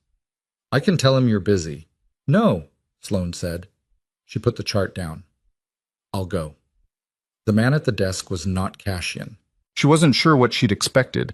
She hadn't let herself think specifically enough to form an expectation. But the man at the desk was middle-aged and nondescript in the particular way that people who were meant to be nondescript achieved it, with a sealed envelope in his hand and a polite professional expression. "Dr. Mercer," he said. "Yes." He handed her the envelope and left. No conversation, no lingering. He was simply there and then not there, with the clean efficiency of someone who had delivered what they came to deliver. She held the envelope. It was sealed with no markings on the exterior. She turned it over in her hands once, feeling the weight of it. Something inside more than paper, a thickness that suggested more than a note. She opened it at the nurse's station because she was practical about things. Inside was a single card and 2 items that she processed in the order she encountered them. The first was a check made out to the Northwestern Memorial Neighborhood Clinic Initiative, which was a fund she had personally been trying to build donations for since the previous spring, in an amount that she looked at for a moment and then looked at again, because the number was the kind of number that changed what was possible. The second was a photograph, small, black and white. An older image. The paper was slightly yellowed at the edges. A shopfront she recognized because she had been standing in front of it 4 nights ago. Mr. Juan's store on West Erie Street, the lottery ticket display in the window, the particular character of a neighborhood shop that had been exactly where it was for 31 years. The photograph had been taken recently. She could tell because the lottery display in the window was the new configuration. She'd seen the old one scattered on the sidewalk in the rain. And this was a different arrangement. This was after. The shop was open. The lights were on inside. The familiar shape of Mr. Juan was visible at the counter. On the card was no signature, just 7 words, in plain handwriting that she somehow recognized without having seen it before. "He won't be paying anyone anymore." She stood at the nurse's station for a moment. Carol appeared at her shoulder, looked at the card, looked at the check, looked at Sloane. She did not say anything. She was 19-year veteran Carol, and she had made her calculations. Sloane put the card and the photograph in her coat pocket. The check she would process through proper channels in the morning. She went back to work. On the 4th day she heard, through the particular community that emergency medicine practitioners formed with the police and social workers who moved through the same geography of the city's harder edges, that the extortion network operating in the West Erie corridor had gone quiet. Suddenly and completely quiet. In the way that things went quiet when the infrastructure beneath them had been removed rather than simply threatened. 3 of the businesses she knew of, because she knew the neighborhood, because she treated its people, because a trauma surgeon who worked 4 blocks from a street spent 10 years learning that street. In the way you learned things that mattered, had reopened for normal business without the particular tension that had been part of their ambient quality for as long as she'd known them. She heard this and she filed it and she went about her day. On the 5th day, she walked to West Erie Street on her lunch break. It was cold, still, always. the November cold that would be December cold soon, and then something worse. And she walked with her hands in her coat pockets, and her breath making small clouds, and she went to Mr. Juan's shop. He was behind the counter when she came in. He looked up when the door opened. When he saw her, something in his face went through several expressions quickly before arriving at the one he settled on, which was not quite what she'd expected. He looked relieved, not grateful. She had expected grateful. She was prepared for grateful. She had the deflecting response ready. He looked relieved, the way you looked at someone you had been worrying about. "I wasn't sure you were all right," he said. She stopped just inside the door. "I'm all right," she said. "I called the hospital. They said you'd been out a few days." "Nee," she said. "I'm back." He looked at her for a moment, assessing with the particular accuracy of someone who had spent decades reading the faces of people who came in and out of his shop and had learned to tell the difference between what people said and what they meant. "You should have some tea," he said. "I have to get back." "5 minutes," he said. "I have hot water already." She stood in the doorway for another moment. Then she came in and let the door close behind her. She sat on the stool behind the counter that was clearly there for the long hours between customers. And Mr. Juan made tea in the specific way of someone who had been making tea in this shop for decades. The sequence established, unhurried, the movements so practiced they had become a form of rest rather than effort. He put a cup in front of her and put one in front of himself, and sat on a second stool, and they sat together in the warm air of the shop, with the street outside going about its business in the cold. "The men," Mr. Juan said after a moment. "They haven't come back." "I heard that," she said. "People are saying—" He stopped. "There are different stories. About why." "There usually are," she said. He looked at her. He had the dignity of someone who had decided what questions to ask and which ones to leave where they were. "Will they stay away?" She held the teacup. It was warm. "I don't know," she said. "I think so, but I don't know for certain." He nodded. He looked out at the street through the window, at the winter morning and the people moving through it, at the display of lottery tickets that had been restocked since the night it was scattered on the wet pavement. "My wife used to say," he said, "that you could tell a lot about a neighborhood by who showed up when something went wrong." He was quiet for a moment. "For a long time I thought this neighborhood didn't have those people anymore." She looked at him. "She was wrong," he said, "or I was wrong about thinking she was wrong." He picked up his tea. "I'm still working that out." Sloane looked out the window, too, at the street, at the ordinary architecture of a Thursday morning in a neighborhood that was not going to make the news today, that was just doing what neighborhoods did, existing, requiring, producing the daily inventory of small moments that nobody recorded and nobody thought to memorize, and that made up, in aggregate, the actual texture of a life. "How's the cut?" she asked. He touched his forehead, where the wound had been. It had healed. She could see the line of it, faint now, a few days of clean healing. "Good," he said. "No stitches needed in the end." "Good," she said. They drank their tea. She went back to work. 3 weeks later, on a Tuesday evening, she was getting into her car in the hospital parking structure when she noticed a figure across the street. It was dark. The parking structure's lighting was the specific, inadequate variety that hospital administrators perpetually promise to improve, and she would not have noticed at all, except that the figure was not moving, just standing. On the opposite sidewalk, near a parked car, in the specific manner of someone who was not waiting for a bus or looking at their phone or doing any of the things that people did on sidewalks. Just present. She looked. He looked back. She couldn't make out his expression at this distance, in this light. She could make out the posture, the particular quality of stillness she recognized by now, the kind that didn't broadcast itself. She held his gaze for a moment. Then she lifted one hand. Not a wave, not a signal, just an acknowledgement. She got in her car. He didn't approach. He didn't follow. When she pulled out of the structure and turned onto the street, she looked in her rearview mirror and the sidewalk was empty. She drove home through the city in the dark. She thought, on the drive, about a question she'd been turning over since the warehouse, since the third-floor corridor, since the conversation by the vehicles outside Meridian.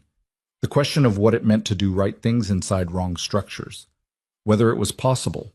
Whether the right things survived the structure they were done inside, or whether the structure contaminated them. Whether a check to a neighborhood clinic written by hands that had done the things those hands had done was a right thing or a different kind of thing. She didn't arrive at an answer. She didn't think she was supposed to yet. Some questions were for carrying, not solving. You carried them, and they changed shape as you moved, and after long enough you realized the carrying was the point.